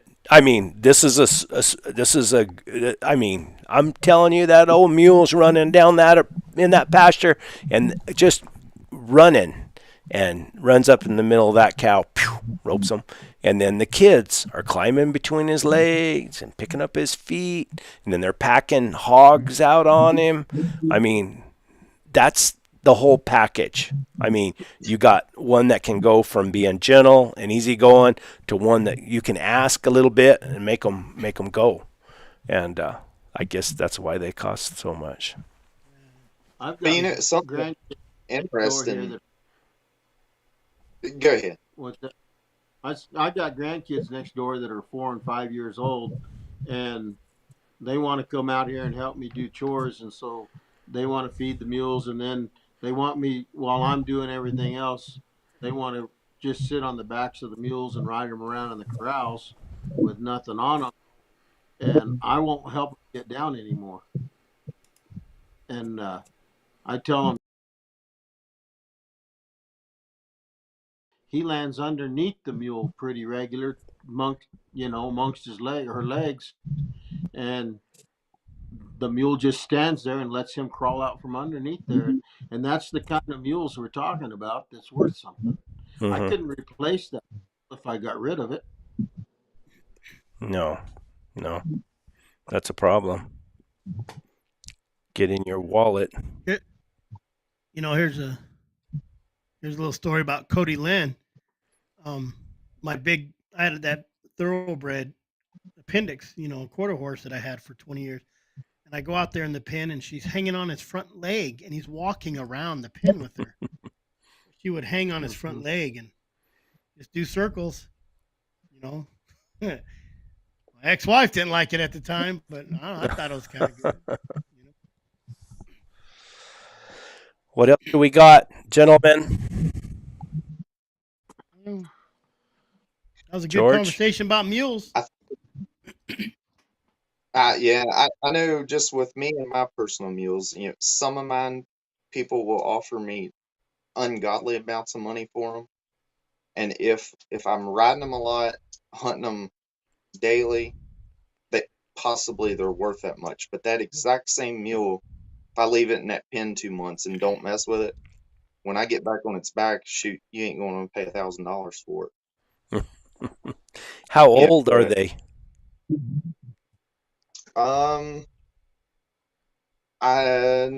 Most of mine are in that like 5 to 10-year-old range.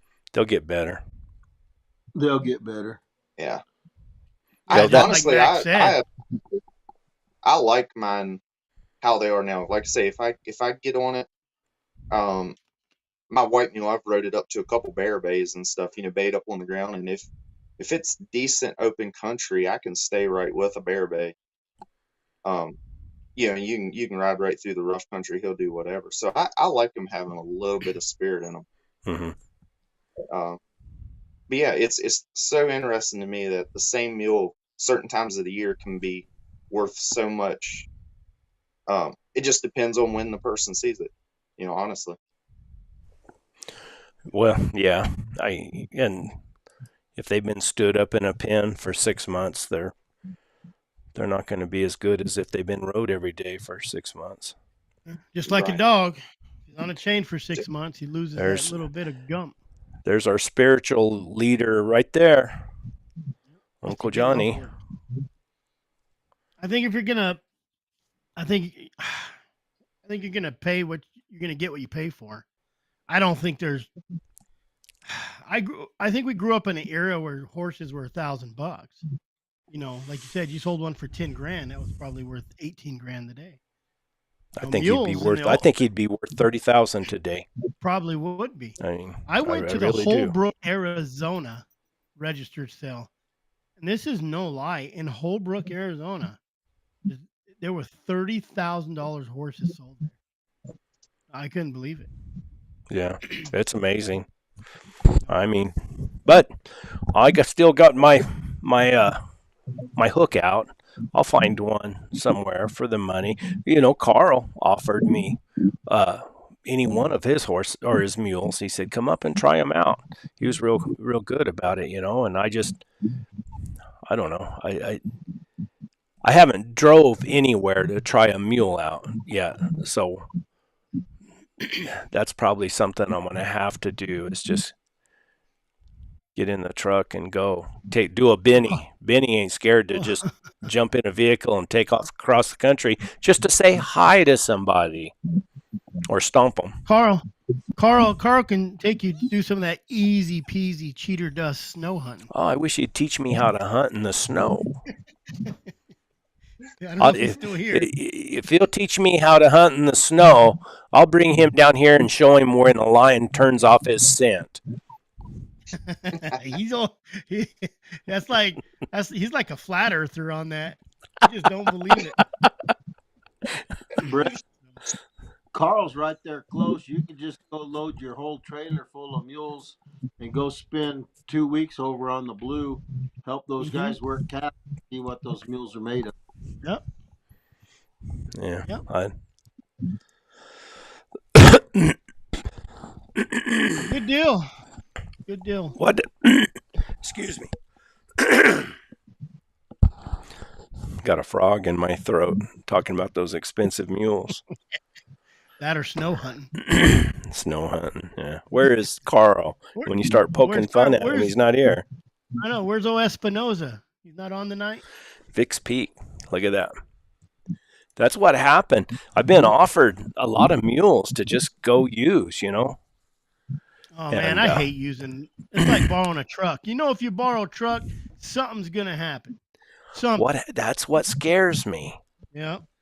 Whether it's your fault or not, some guy T-bones you with the mule in a trailer. Like, I hate borrowing other people's stuff. Well, I think if it's hooked to my trailer's hooked to my truck, my liability insurance might cover it, maybe. Yeah. And then anything on your property's homeowners. I wonder if it's... I don't know about out there in the hills, rolling down a hill. Yeah, I don't know. I wonder. I got two. I wonder if my homeowners covers I got 13 acres and I got 10 acres next to it. I wonder if that other 10 acres would be covered in the homeowners, because that's where the mules and the dogs are. Now you got me thinking, Chris. Hey, I know a tree fall on my horse trailer, and my homeowners would not cover it. Really? Really? It wasn't hooked to my truck. It would have been. It would have been if it was me. I don't know if you want to say too honest or however you want to say it. But the lady asked me a couple times, my insurance agent, she was like, so it was hooked to your truck, right? And I was like, no, ma'am, it wasn't. She's like, you sure it wasn't hooked to your truck? And I was like, oh, George is the guy you want to buy something from. He's just too honest. Is that mule going to kick me? Well, only if you get close to him. It's not going to kick you. It might kick you. It sounds to me like George is in a perfect position to turn a little bit of money on some mules when he's riding them. I should get more into. I got one right now that I'm thinking about. I probably shouldn't even put this on here because I'll probably get exploded with messages. But I got one that I might put a few more rides on, and then we'll see. I don't know. I don't know if I want to get rid of it yet, because it's a good, safe, really safe, laid back mule. See, George is one of these sleepers. He trains mules and bear dogs, and just email him. He'll give them to you for free. Yeah. So is that what this is? This is a marketplace channel as well? I think so. I've got a 1964 GTO for sale. There you go. There you go. $500. Here's his number. There's Calvin. Oh, yeah, look, Calvin's showing up right when we're about to end. I know. We got to get him back on here. He gave me a knife that's unbelievable. I mean, that thing's the coolest. I don't have it with me. It's at the house. Benny seen it. It's a nice knife. Calvin, I get that knife out everywhere I go and show it to everybody. That's cool. And then this lady, well, lady, that's called, they're on Instagram, Blondie. Me and names, I can't remember them. Blondie and something. And they make these, they can stamp like these coins and stuff. They sent me a thing that said Big Agnes onward and upward on it, a stamp. They sent me they said they seen my wild rag was getting really tattered, and they sent me a new one. And they sent my wife a scarf, and then they sent me some fire starter because they You watched can't my even last. remember their name. I know. Well, I'm gonna make a video, but they sent me a bunch of fire starter because the last video, one of the videos I made not too long ago, I had hell getting a fire started. I forgot my lighter, and I had one of these little things I wear on my neck that has the magnesium thing, and the Yeah. took me probably 2 hours, but I got it started. If somebody like that would ride behind you with all your holes, the new holes that you put in your goose down jacket, having to snort goose feathers out of their sinuses, they'd get you a new coat too. Benny come and hunt. Well, besides us being in Arizona, he came and hunted with me. Was that 15 years ago, Benny? Probably. He said, well, if we ever lose you up here, we know how to find you. We'll just follow the feathers.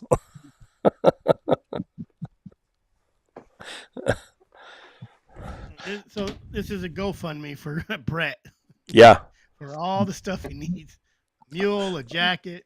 all I need is a mule. That's it. I can. Man, yeah. You don't know how bad how much you use it until you don't have it. So you lose it. A good one. You never have miss another it mule. until it's gone. Exactly. I mean, and I did cuss Agnes from time to time because she was a little lazy, but man, I miss her bad now. But especially after messing around with that Ruth mule, golly. But She gonna come around? I could, like I said, I could get her. I'm sure where you could ride her around, and she'd probably be pretty handy. But I don't know that I would ever trust her if you get her in a jam. I think you get her in a jam, she'll hurt you, and I don't want to be in that position. I just because I think her natural response is to bolt and to jump, and that's not a good thing. Like I'm packing her, and I put these water bags on. I got the panniers, and I got my bedroll on top, canvas mani on top of that, diamond hitch, and then I hung these water bags that I carry, and one of those water bags flopped down on her shoulder, and we'd already been 5 miles, and she throws a big old fit. Not bad, but enough to where you think, well, if you get in a bad spot, she will get you, Yeah. And I don't know. I don't trust her too. She might be all right with somebody else. I don't know. Elaine Cole. She colicked, Elaine. Yeah. That's what Need a young kid. Yeah, little monkey. Need a young kid to ride them horses now. I'm making a video. Matter of fact, I almost had it complete and I didn't finish. That's why I was kind of late getting on here. And kind of, since we were talking about mules, I thought, well, I'm going to make this video explaining to everybody how that happened with Agnes, and then kind of my history with mules, which is it's not a real long history, but I've had a few. So See, watch it. This is a little bit different subject, but one of the biggest questions I get around here in the East that I think you guys out there take for granted is how to hunt with a mule. And what most people's question around here is how do you handle, because here in the East, I'd say 80% of our hunters, their dog is on a lead strap 90%. Well, I shouldn't say 90% of the time, but around here, it ain't as big an emphasis into making your dogs handle. So people do not understand how would you lead, say, 5 or 10 dogs or get through the woods with 5 or 10 dogs and a mule. I mean, and that's a big thing. I don't We think don't my lead 'em. dogs know what a lead strap is. I've never led dogs anywhere. The only time they've been on a lead is at a tree, honestly, or you know what I mean. I don't know why. I think it's just because it's so brushy over there, maybe, or It is. I understand it because I was that. I mean, I grew up with dogs always on a lead strap. I mean, that's how we hunted. Mm.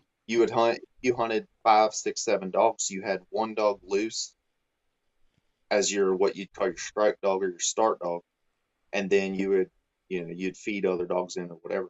I mean, obviously now most people watch my videos, they see how I hunt now, but yeah, it's so thick out here that a lot of the times you can't see your dogs.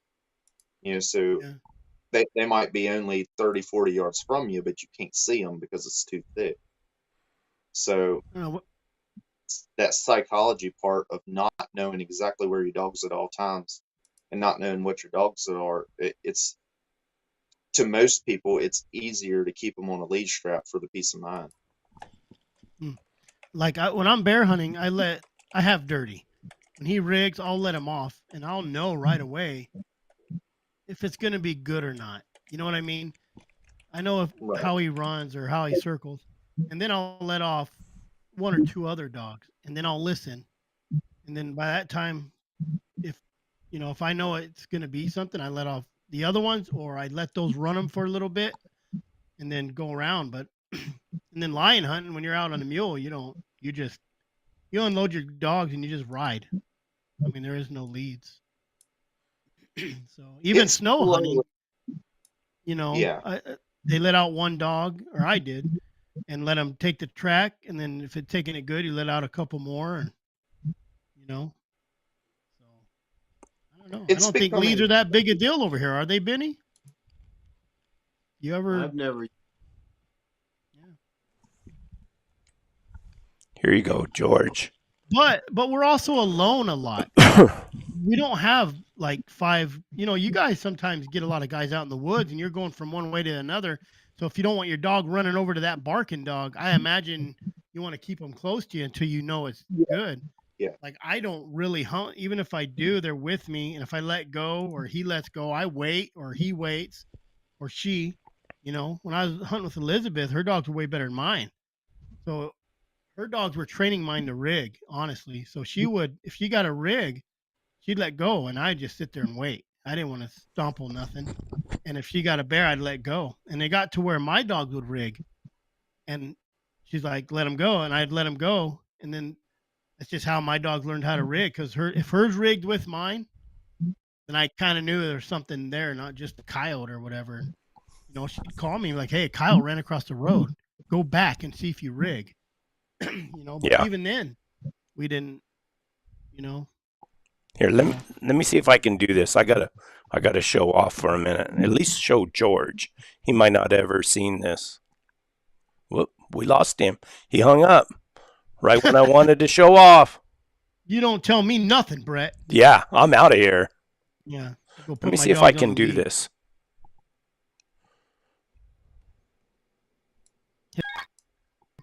Oh, here he comes.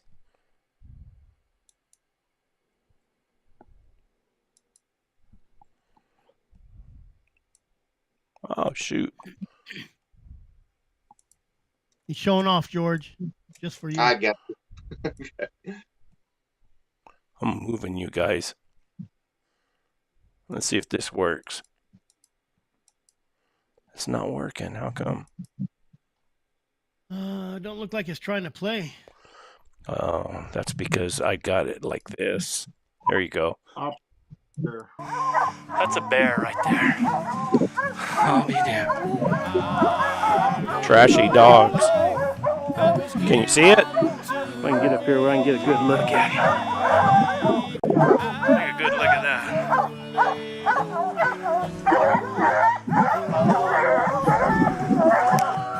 Okay, you guys stay on him. Stay on him. Stay on him. Good dogs. Where'd he go? Where'd he go? Good dogs. Good dogs. Nice bear.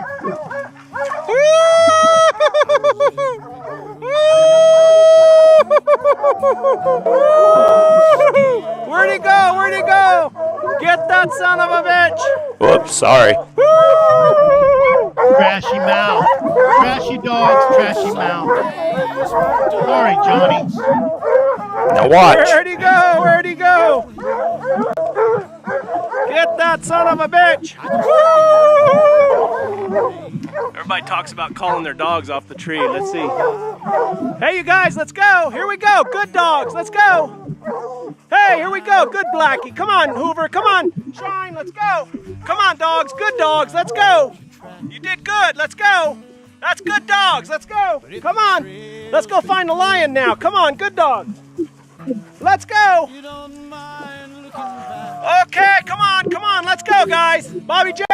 Good dogs. Good dogs. Let's go. Come on, Lily girl. Let's go. Come on, Blackie. Shine. Hoover. Super Hoover. Good dogs. Good dogs. Come on, Solo. Solo, let's go. Shine, let's go. Good dogs. Good dogs. Here we go. Here we go. That's a good dogs. Good dogs. Yeah, come on, Solo. I just had to show off a little bit. I was going to point out, I think the difference between the having to have the dogs leashed and doing it like we do, just free casting the dogs, I think it comes down to how much handle you want on your dog. You know, like what you're talking about, those guys just keep the leash. They don't trust their dogs, but they haven't spent enough time training their dogs so they can trust them. Maybe it's just easier. Everybody runs leashes. Probably what they get used to.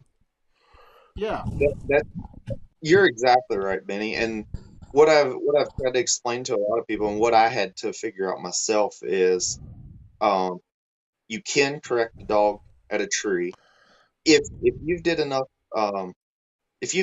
work at home. Then you can do that correction at a tree. You can do that correction on the top of a truck. And what I'm saying is when I holler at my dogs, if I tone my dogs off of a bear, they 100% understand that I'm not toning them because they're chasing a bear. I'm toning them because they're either not listening to me, or I'm correcting them because they're not listening to me, not because they're chasing or running a bear. Exactly. Yeah, and they're full. And think when I tone them, and yeah, most people would. My old dogs, and I've got some old dogs, and they're stubborn. I mean, they live to chase, tree, catch a bear. And if it's a bear on the ground, and if that adrenaline is running high, I can use stimulation on them. That does not affect them at all. You know, like I say, each dog has its. You got to know your dogs. That comes down to it. The biggest thing. absolutely. Yeah. Well, Yeah, the psychology of a dog. The psychology of a dog. You can whack a dog in the nose for licking your face, and 2 seconds later, he wants to cuddle you again. They're very forgiving. Yeah. So, and then if you are on it and you do buzz them, what are you going to do later anyways? Good boy. Good boy. You guys treat that bear after you pull him off. What was Brett saying? Good dog. Let's go. Good dog. Let's go. You know? Yeah, I didn't. I just didn't want them to think it was something bad. I just wanted them to listen to me. Come on, guys, let's go. Let's go. And they were pumped up. That bear wasn't very far in that tree. He was right there. Now, granted, my dogs hadn't caught a ton of bears either. I mean, that was supposed to be a lion. And it was a bear. Maybe it identified as a lion. Maybe. We never know. But and I knew if you watch the whole video, I'm going across through there, and the dogs are wah, wah, wah, and I look down, and there's a big old pile of bear crap, and then there's a bear track, and oh no, we're chasing a bear, but it was something that climbed, so I was pretty happy. I think a lot of people miss the boat where they've got to totally comprehend the pack mentality, and it's your job, your responsibility to be the alpha leader of that pack. Right, 100%. And also, I'm not. I mean, you gotta, like I say, it makes it sound like I correct my dogs all the time. I'm not going to take a 5-month-old puppy at its first bear and get on it because it won't leave a tree. You know. So Yeah. you Okay. just How much you paying Louis Armstrong, George? hey, that is so. Some of the backstory on Mr. Lewis. He's an older guy that hunts with me a good bit, and he was a very good dog hunter. His dad was probably one of the greats for here in Virginia. Yeah, We're not in a competition here. yeah. You know, it's a sad deal. You think about it. That I mean, you know these older guys, and you know his dad. Like they were great. You know, the people coming up today. I think they're so. It's always been said. They want the likes, they want the views, they want all this stuff. You know what I mean? And I think it takes away from being just an OG hunter, dog hunter. There's not many Right. of these old guys left, besides Benny. You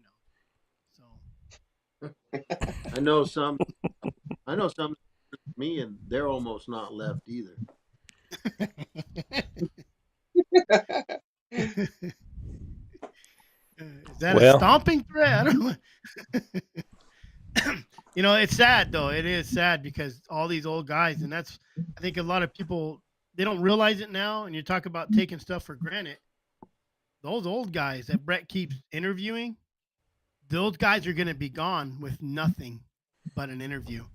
You know, a lot of who Benny knows these guys. A lot of these guys, they're getting up where. I mean, they're not all like Warner, where you can get on a mule at 86 years old and however old he and is he got and act like, he got thrown and hurt not too long ago, huh? and he's back out Busted there. his hip, yeah. Yeah. You Broke know, hip. Well, no, he got thrown. He had to be airlifted out of the mountains with a helicopter, and then he was just about healed up from that, and a bull ran him over in the chute and busted up his hip. Man, I had an ingrown toenail the other day, and I couldn't hunt for 3 or 4 days. he wouldn't even ride the buggy. I had to He was on stay his at home. throttle foot. He was on his throttle foot. No, you know, and it's so. The more interviews you have, the better off you can look back. And you know, these young guys, they don't know how to do it. I don't know how to do it. I'm not as tough as Mike Roots, and Mike Roots is not even old school. Mike Roots is kind of he's not new generation, but he's not Dale Lee. You know what I mean? So his generation is kind of the newer generation. This He's is still tough as nails. this is exactly a conversation I had with an old school lion hunter. He told me, he said, man, he said, I really don't want this attention. He said, I'm not Dale Lee or Mr. Klein or all these old guys. And I told him, I said, to you, those are the legends, but to us, you guys are the legends. It's all relative. You're the ones that we look up to, and like you looked up to them. You need to understand that. And I think he hung up on me. They don't think they're important. They don't think they're important, but they are. Yeah. You know, I mean, Speaking of that, if there's any sponsors out there in this live world, we need sponsors, man. I need some sponsors. I need to go. I think these companies, W Supply is helping me out. And, of course, Onyx Maps. And a lot of that's through my other channel, like Ellis Canvas Tent and Mountain Ridge Gear, and they've helped me out with gear. But Onyx Maps has sent some money my way, and so does W Supply. But I mean, going to talk to these guys is kind of expensive, and I'm still trying to raise some money to go talk to Tony Rivera down in Mexico. That ticket's $1,000. Yeah, it's some money, but I think, I'm not looking for individuals. I mean, if an individual wants to help, that's great. But I think some of these companies, a dog food company or something, ought to, man, surely just us four here feed lots of dog food. Brett's just trying to cover the cost. Yeah, I mean, I'll put the video up and everything, and over a period of time, I'll make a little bit of money at it. But I gotta buy a mule too. So if you know anybody, just send an email. What's your email, Brett? Ideas. We need Brett, ideas. Just send it to Brett at born100yearstolate.com. I'll put it in that. What y'all? I mean, I'm still not that old, obviously, but I was once that young person, and I'll tell some of the backstory on me. So back when I was before the mules, before all that, I was thinking about this thing of trying to get dogs to handle, I'd heard about some people out west, and then so I got on, I believe it was called the Old Shade Tree at the time, the Big Game Houndsman. And y'all know where I'm going with this story here in a second, but so I started asking questions on there, like, how do y'all do this? And this guy named Cowboy Vaughn answered me. Did I answer you? Yeah, that was years and years ago. And you, a lot of years ago, long time ago. And I was 19, 20 probably. Yeah. Holy cow, But Brett, anyway, that was a long time ago. Look how old you're getting. Hey, I'm getting to that legend status. So Mr. Cowboy Vaughn, he answered me back, and I mean, you actually spent a long time typing out answering a pile of my questions. What did I write? Don't believe it. Well, you even eventually you sent me. You had just put on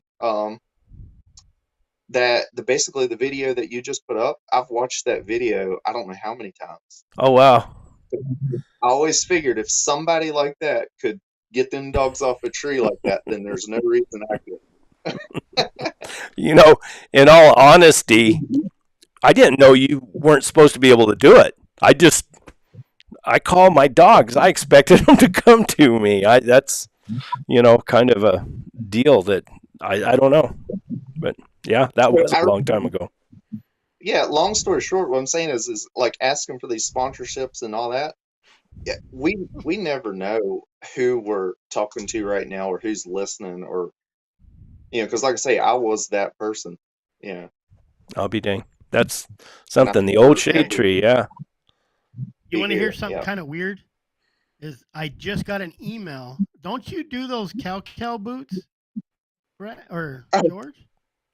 I just got an email from them. Oh, did you? Oh, wow. I swear to God, I am Lena from Kettle. We have been working on high quality boots, blah, blah. We're going to release and upgrade it. If you could review our boots and share them on your YouTube channel. I just got that email. Hey, it's legit, and they are nice boots. Thanks, Vic's Peak. Thank you very much. What's those boots? What are you talking about? He did a review. You just did a YouTube review on them. Yeah, it's a company. They're just a small. Well, I think they're growing bigger, but it's similar to like a muck boot style. Oh, for your dog's feet? They looked nice. No, for like your feet. Oh, I seen that. Yes. Yeah. I seen that. And I told them I wasn't making no promises about any videos or anything like that. But if they Yeah. wanted me to sit in a pair, I would wear them in my videos if they was comfortable. Yeah. And they was. So I went ahead and did them a nice like 4 or 5 minute video, and they said I think they made a good many sales because of it. That's But like Onyx maps. I've used Onyx for years. I mean, and I just never did show it on my videos. I'd pull up Onyx map and try to figure out, if there was a trail close by or, whatever. And so I hit them up. I just sent them an email and said, "Hey, this is my YouTube channel, and I'm looking for some sponsors, some support for what I do. And I think what I do would be, I could expose you to maybe a different demographic." And the guy, Jared Larson, I think is his name, super nice guy, and he sent me a deal back and he said, "This is what we expect." And what was really cool about it is, I mean, at that time, I was probably only getting 7 or 8,000 views per video, and then I had like one video that shot up to 200 something thousand. No, that was before I did the Onyx thing, and then I used Onyx map and I did a little spill for them for that Geronimo Cave video, and that thing went to 400,000 views. So right. according to everything I've read, they got their money's worth on that one video. So that was cool. So I'd like to see the analytics on their stuff to how many people put in the code. I wish they'd send you that. yeah, well, if they did, I get some money from that. But maybe they didn't make any sales. But what we're taught is that you're exposing a lot of people to that name that might not even use your code. In other words, it's on top of mind. A month later or something, somebody saying, "Hey, what's that name of that company that has that app, that mapping app we seen on that guy's video?" They might not remember the 100 years, but they'll remember that because they were exposed to it. Does that make sense? Well, So I know my personal story, just small time with these boots. I've had probably 6 or 7 people tell me they've bought the boots, and I've asked them like, "Did you use the code?" And they're like, "No, I didn't even pay no attention to that. I just seen you wore them, so I went and bought them."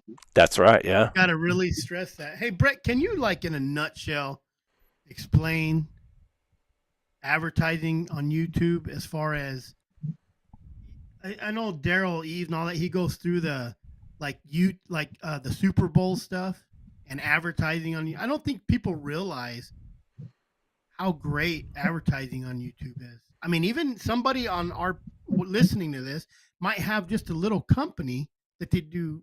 The guy Cold Strike Gear. He sent me this hat. Yeah. He sells just a bunch of apparel. Cold Strike Gear. I think it's Yeah. coldstrikegear.com. You know what I mean? Yeah. So it's little stuff like that I don't think people realize. When you got 400,000 views, It's a lot of and people. it's a lot of people to see Cold Strike Gear or Onyx Maps or, what's your other companies? The dog boxes. Should we Old talk about South. that? Have you got your dog box? Let's just save that one for another time. You know what I mean? The pad. All I can say is don't be in a hurry. Yeah. It might But be the fanciest, nicest dog box in the world. Maybe that's why it's taken so long. Maybe they're putting jet propulsion jets on it or something, or doing something, or maybe it's going to come with a bunch of broke lion hounds in it. Maybe it comes with a mule. Yeah, I don't know. And it's going to fit on the mule's back. Who knows? No, we're taught now with through the classes I've gone through is they preach. See, I traded like for Ellis canvas tent and Mountain Ridge gear. I just traded for gear, for product. and because I wanted some of that stuff, and they're good, they're small companies that they make their own stuff. It's not made in China or anything like that. They put it all together, and those, they're not these big fancy corporations.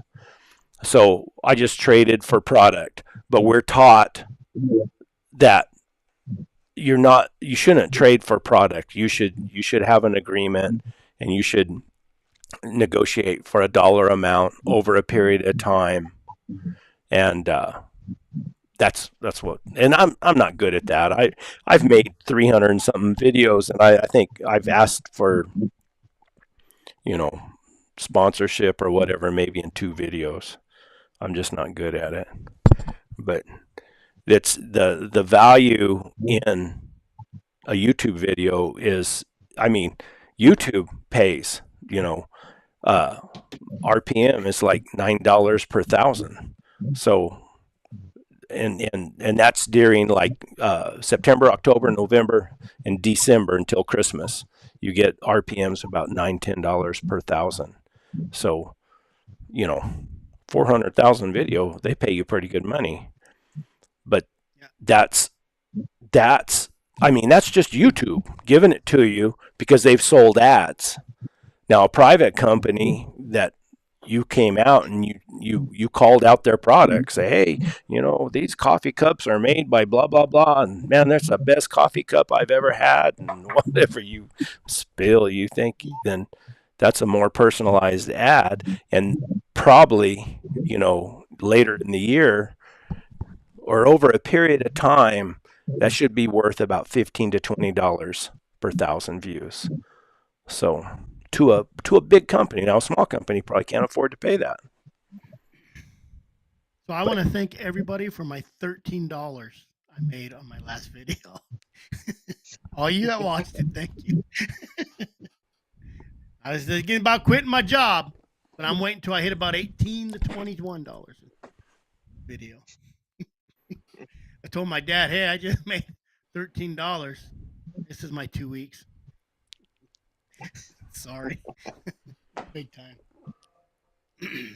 But yeah, even the little companies, even these little companies that maybe sell a quilt, it might be beneficial for big time like Brett. Well, you just exposing your brand to a lot of people, and there's value in that. I mean, I don't know how you quantify it. I don't, unless you have, that's where the codes are good, where if you have a code, then the advertiser at least has something to go by, a conversion, or they can quantify it by saying, well, we gave this guy whatever, blah blah blah, and we sold $5,000 worth of product. It's well worth that. You know what I mean? So, but I only have 8 kids left, Molly. The unknowing thing is the top of mind, like George was saying. They sold some of those boots, but they didn't know that the recommendation came from George. Man, we're getting into this deep. Yeah, well, I said a nutshell, not peanut gallery. Not the whole orchard. Yeah. And Molly said I had 9 kids, but I just got a Alpha 300 with 10 collars, so that cost me a kid. So I'm down to 8. Wait until you hear John Clump's story about his kids, his 6 boys. Good one. It's a good story. Good one. They need to go. They really need. I'm not going to tell it, Brett, and I don't expect anybody else to, but they need to go sometime and meet John's oldest son, Tim, and hear the story about John's daughter. I'll just leave it out there. Dora? That's poor thing. Tim's story, yeah. Is that on the interview or no? No. Tim. Is that the one that was ate by the hogs? Hey, settle down. So sometime you guys get over there around Bowie, Arizona, off in that. No, Tim lives over by Safford. You look up Tim Clump and ask him to tell you the story about his sister. Is that going to cause a bloody nose? Nope, absolutely Yeah. will not. Gonna leave everybody hanging right on I that. swear. Yeah. Tim That guy will wonder comes why at me. He's getting all of a this. sudden That all guy. these Tim will wonder why all of a sudden all these people are coming to his house asking him about his dog. Want to give out his address too, or what? Just if you go to Safford and ask somebody about Tim Clump, they'll know. That's a hanger. I think we should just What cut it else? right I was now. gonna say, what else do we got, gentlemen? That's it. Mules, advertising, Oh, Benny, Onyx Maps, 100 years. Use the put code. in the code. Use put in the the code. 100 years. And if you're buying those boots, put in his code. Oh yeah. Right, George? What's it called? Muckluck boots. What's the code? Kill. I can't remember what it is, but it Cow Boots, KALKAL. We'll give you a little plug for free. I'll send you a bill later on. I owe Brett so much. If it wasn't for Brett, I'd still be making videos that got about 32 views. If it wasn't for him just calling me and saying, this is a YouTube call, do something. I'd be still leaving my around on leash straps. Well, I'm glad I've had some kind of influence on you guys. Benny's been the ones gave me the influence. Yep. I was always scared he's going to stomp me.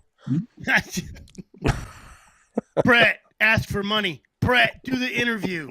Brett, it's coming. Don't make me. Don't let those dogs do that. Hey, Brett, I didn't tell you, but we've got a standing invitation to go have lunch down at the Malpai again. Oh, with the Glens or the Glens.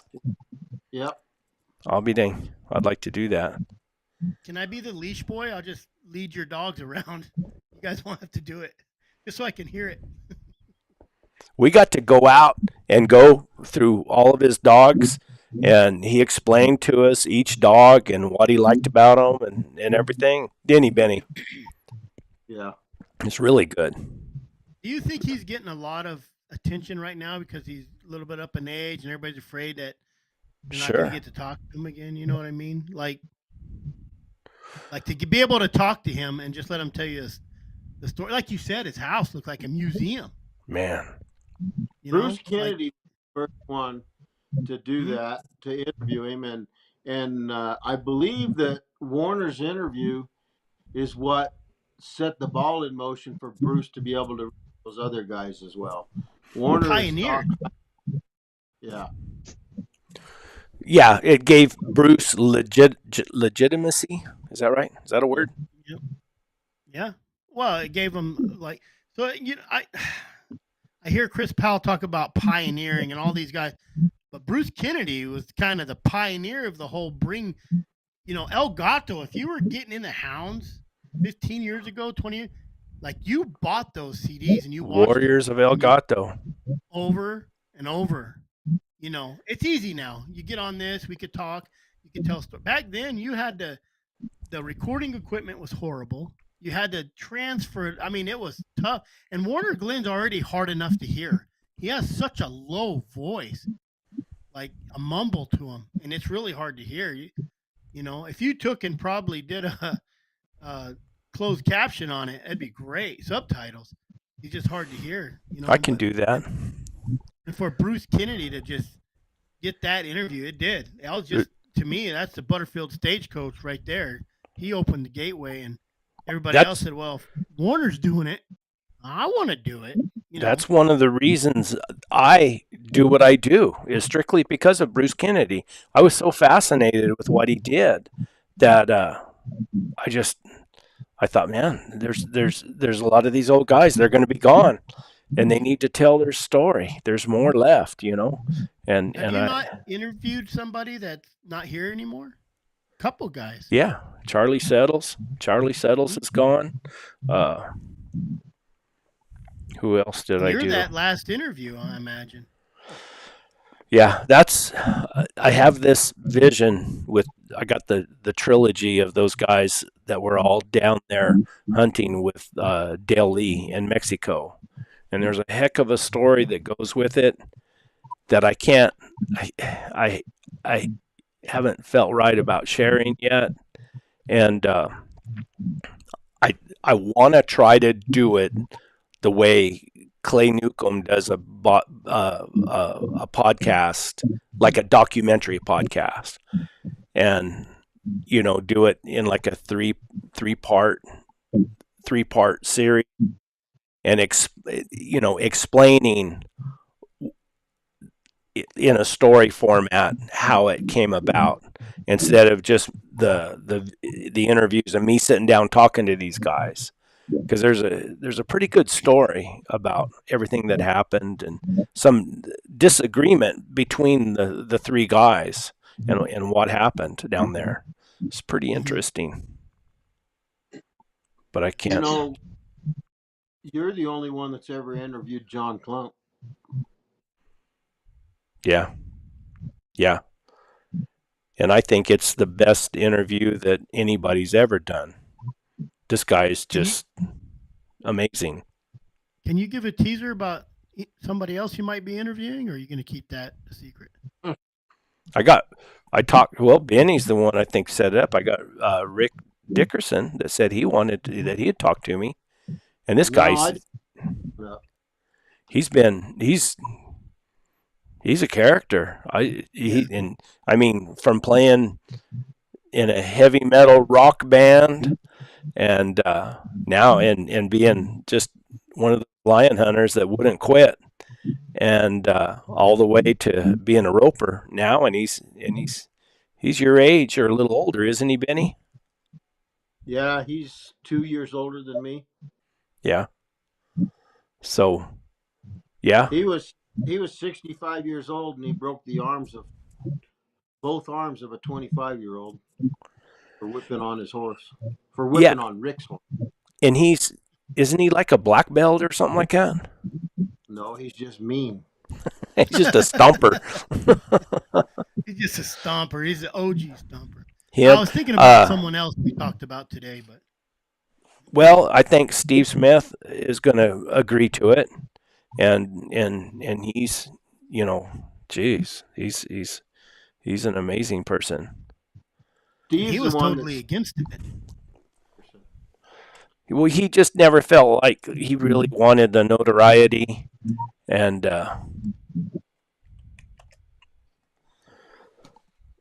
who else? What's the guy's name? Boo Kemp? Not Boo. Is it? There's a guy down in Texas. Cody King has an interview that he did for me of the old bobcat hunter down, not Reuben Lossman, but another man. I can't remember his. My memory with names is pretty tough tonight, but there's a lot of them out there that I'd like to go sit down and talk to. And I want to sit down next to them and talk to them. This is all right for us and all right for younger guys, but or people who have access to the internet. You know who we should try to work on a little bit? Richard Holcomb. Yes, absolutely. Now you got a project, Benny.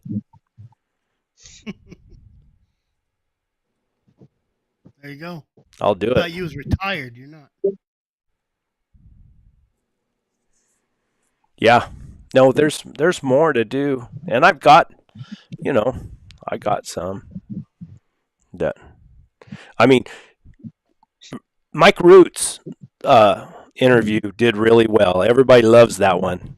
And John Clumps is in the same category with that one. Mike Leonard's was a big hit. Mike Leonard's that guy is so smart and has a memory that is just out of this world. He can, I mean, he can spout things off just bam, bam, bam. He super good interview. Need to add a Benny doll to your merchandise. one of them Stretch Armstrong kinds. Where you can beat them up and where you Who can said stomp on that? them. Double duty. Oh. Yeah, that's a Canadian American guy. A But Benny you need doll with a little spear. Yeah, with a they would spear. talk. Remember those dolls you could pull the string out of their back and they would talk? I would only that kind of merchandise if it spewed off in Spanish like I did that last video. Oh yeah. Oh jeez. This is What? getting out of hand. We better go to bed. I know. They're not going to. I've been trying to get these to go for a podcast for W Hunting Supply, but they don't want them this long. They I know it keeps ending up 3 hours. They tried to say it in a nice way without insulting me. He said, "Man, those are kind of long." I sent them one today, the one where we had Cody King on here, and they said, "Man, those are kind of long." I said, Hey, "Yeah." all you can do is try it. They said, "I said, do you?" They said, "Well, we kind of like them about 20, 30-minute range." I said, "I don't think we can do that," but We don't, that's when we start making fun of people in the first section. We have to get that out of the system. well, I told them, I said, what do you guys look at Joe Rogan? He goes for 3 hours at a time. Yeah. And we're way better than him. Oh man. Yeah. Maybe he can come on. We might let him on our podcast. Maybe we should start talking about aliens and stuff. Mm-hmm. Hey, you know who might come on? Who? Brett Reeves. Oh, Brent. Yeah, I've never met him, never talked to him. I've never even texted with him, but he'd be cool. We had Max Nichols on. I'll text him this week. I told him I'd bug him in a couple weeks. He was down there filming Louisiana or something. Oh, I bet he's been really, really busy too, yeah. between Bear Grease and Clay Newcomb and all the stuff he does. Podcast. His country life too. It's all done through that Meat Eater network, however that works. But he needs to realize it's more important. Steve Ranella, he can bring him on if he wants to. yeah, Steve Ranella, dang Yankee. Yes, he won't. Dang Yankee. Bring him on. We'll make fun of him too. No, yeah, those guys are something else. They've done good. Well, we might just have to. What's that? Chris keeps freezing. Oh, I quit talking. Your lips are moving. We might just have to. We might just have to start our own podcast ourselves and put it out there and see how it does. They need to try one and see if they get any downloads. I think that's what Houndsman XP has done, isn't it? They started their own network. They left that Sportsman's Empire or whatever they were with, and started their own network. Whatever, I don't even know how that works. I don't know. You nothing know who knows? Who's that? Nicholas knows how to do it. He's sharp on all that stuff, but I don't know. I mean, as far as the podcast stuff go, I'm pretty happy working with W. They've been pretty good to me, really. They need to try one and see if it gets downloads. That's what they need to do. Or maybe I should just go through it and maybe take a section of when we was talking to Max, or take a section at a time. I don't know. That's kind of what they or Jason alluded to, is just maybe edit it down a little bit and just take the good parts. Wait, they're all good parts. Yeah. I thought they were all pretty good parts. We just jump around so much and circle back. Kind of hard to. We start a story and then talking about mules, and we end up in Jeeps or politics or lions or black hair and jaguars or something. Or Maybe hogs. maybe there would be a way to edit it out, but when you edit it out, just let people know from the W standpoint. Let them know that they can switch to your YouTube channel to see the full. See the Now full you're version. talking. Say to listen to the whole rigmarole, go to the YouTube channel. That's a good idea. This is only part of the BS. Listen to the rest Yeah, of the BS on the if you want to hear us channel. just Right? cut loose. And just This make sure Benny's little thing he just did and put everybody on a suspense is on the end of it. Yeah. And I'm trying to find Chris's picture here. We picked on Benny so much last time. I wanted to pick on Chris a little bit, but I can't find it. Remember that picture I said of you, You know, Chris? George knows the soap picture, right? Yeah. That's the one Nicholas's wife made of me. Oh, is that where it Mm-hmm. came from? Oh, Yeah. jeez. I forgot where I got it. I just knew I had it. I'm gonna have it ready next time. I'm gonna have one for. I'm gonna make one for George. Get one for George. We already got one for Benny. If I can find it. You're gonna have to make a. Oh no, wrong guy. Wrong guy.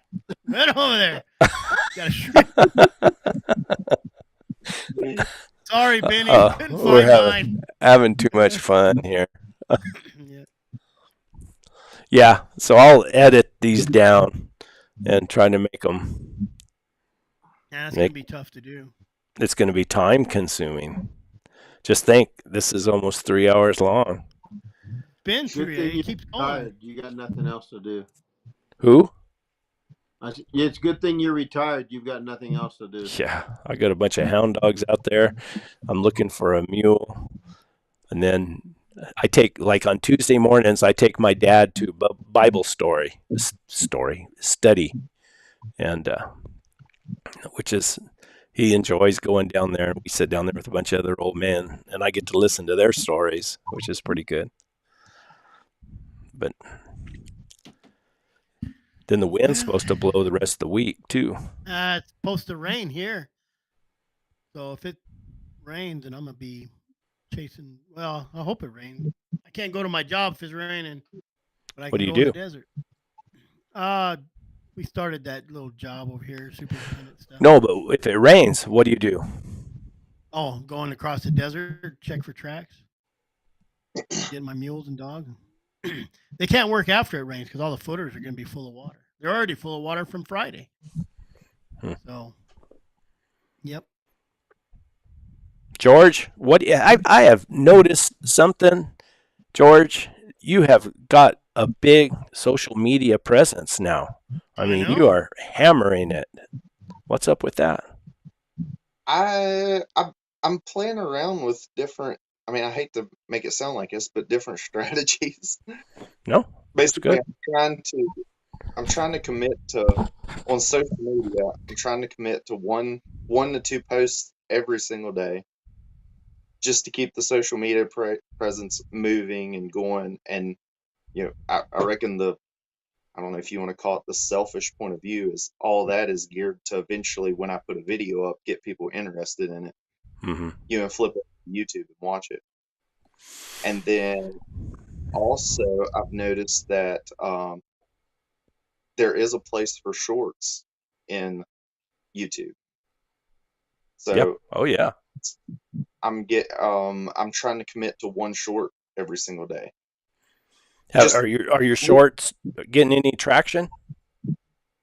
Well, I've noticed. So I've tried it for a week, and I've got roughly, it's new. It's starting. It's getting better and better. But I'm getting probably 3,000 to 4,000 views per short. That's good. But I'm getting them views within like that first day, which is I sat down and look at the analytics a little bit, and it's getting me roughly 10 to 15 subscribers per short per day. So no kidding. That's good. Yeah, so it's I mean, from the money standpoint, of course, there's nothing in it, but it does build your subscribers pretty quick. Brings more attention to your channel. I just got tired of shorts. We've had some training on shorts, and at first they didn't really want us to do it, but now they say that it's a good deal. Go ahead and the biggest problem is that you have a different viewer that comes for shorts as compared to your long form. And if you can figure out how to get people to go from your short form content to see the whole video on your long form, and then you can convert that, to of course $1, But So what? I don't know. I mean, I'm just trying it, so we'll see. But what I'm doing is every full video I put out, I'm like that out of that full video, I'm making 4 or 5 shorts. And I can make them shorts within like 10 minutes. I think Versus that's a a good video. strategy. I think that's good. And then every short I'm putting up, I'm putting a link on it, or I'm trying to put a link to take you to the full video. So we'll Yeah. see. Did a couple shorts today with Stinker chasing cats. Well, one, she was just barking, and I got like in the last 4. I put it up 4 hours ago, and it's like 2.3 thousand views just from Right. her chasing a cat. I heard her barking. I went over there, and I seen her tail wagging from under the parked truck, and I opened that hood, and that cat was in that hood, and he ran off and chased it. So, But What I've noticed is what I went and I was going around looking at some of the other hound hunting channels, and a lot of them do shorts, which and a lot of them channels are hanging around that $4,000 to $7,000 view per short. But most of them channels, every once in a while, they'll hit just a weird. I don't know. They're hitting something, and they'll be up in the millions of views for what looks like the exact same short. It's the same style. For some reason, something clicks with certain ones. I don't know. I don't know much about shorts. Honestly, I don't like them. I don't like to make them. I don't know. I like the long form content. And you know what I 100%. think about Facebook. yeah, I don't think Yeah. anybody cares that we're talking about YouTube. We're losing. Everybody's dropping off. Yeah. Yeah, we just get rambling. I know. We can turn this off and we can talk without it being live. If you want some little inside information. Anyway, we better shut it off. I gotta go to 3 bed. hours. Benny, thank you for coming by again. We enjoy your presence, even though you are mean. Well, it's like we learn a new mean technique every time. Stomping or the 2-finger technique. I'm going home this weekend. I'm like, hey, to my kids, this is from Benny. Just don't do it to your mule. I'm not doing it to my mule. I love my mule. And George, you can find George everywhere. Instagram, Facebook, YouTube. He's everywhere. I'm That's not good at it, but I'm trying to figure it out. That's good. I think that's good. Mountain music and mules. And me, I got my Born 100 Years Too Late. I've got a video just almost done. It'll be done tomorrow. And it's about my mules. And then, of course, my interview stories and tales. W Hunting Supply podcast. The first one's going to be the John Clump. And then I might figure out a way to That's the full John Clump interview, right? Just the yes. interview? Yeah, it'll be the full interview. I think it's an hour and 20 minutes. Thanks, Vix Peak. I know. I appreciate your support. I really do. One step closer to Mexico. Yeah, and then Warner Glen will be coming up. I got other ones in there I haven't made public yet. We'll be working on those. So hopefully I can stay after it. And hopefully Garmin calls me and just writes me a check. He says, here you go, Brett. Go. I wrote them a check this week. I was going to say, we all pay them quite a bit of money. Yeah. Everybody's Anyway. like, why 10 callers? I said, because I couldn't afford 20. Onward and upward, boys. It's the Righty, watchword. guys. Thanks.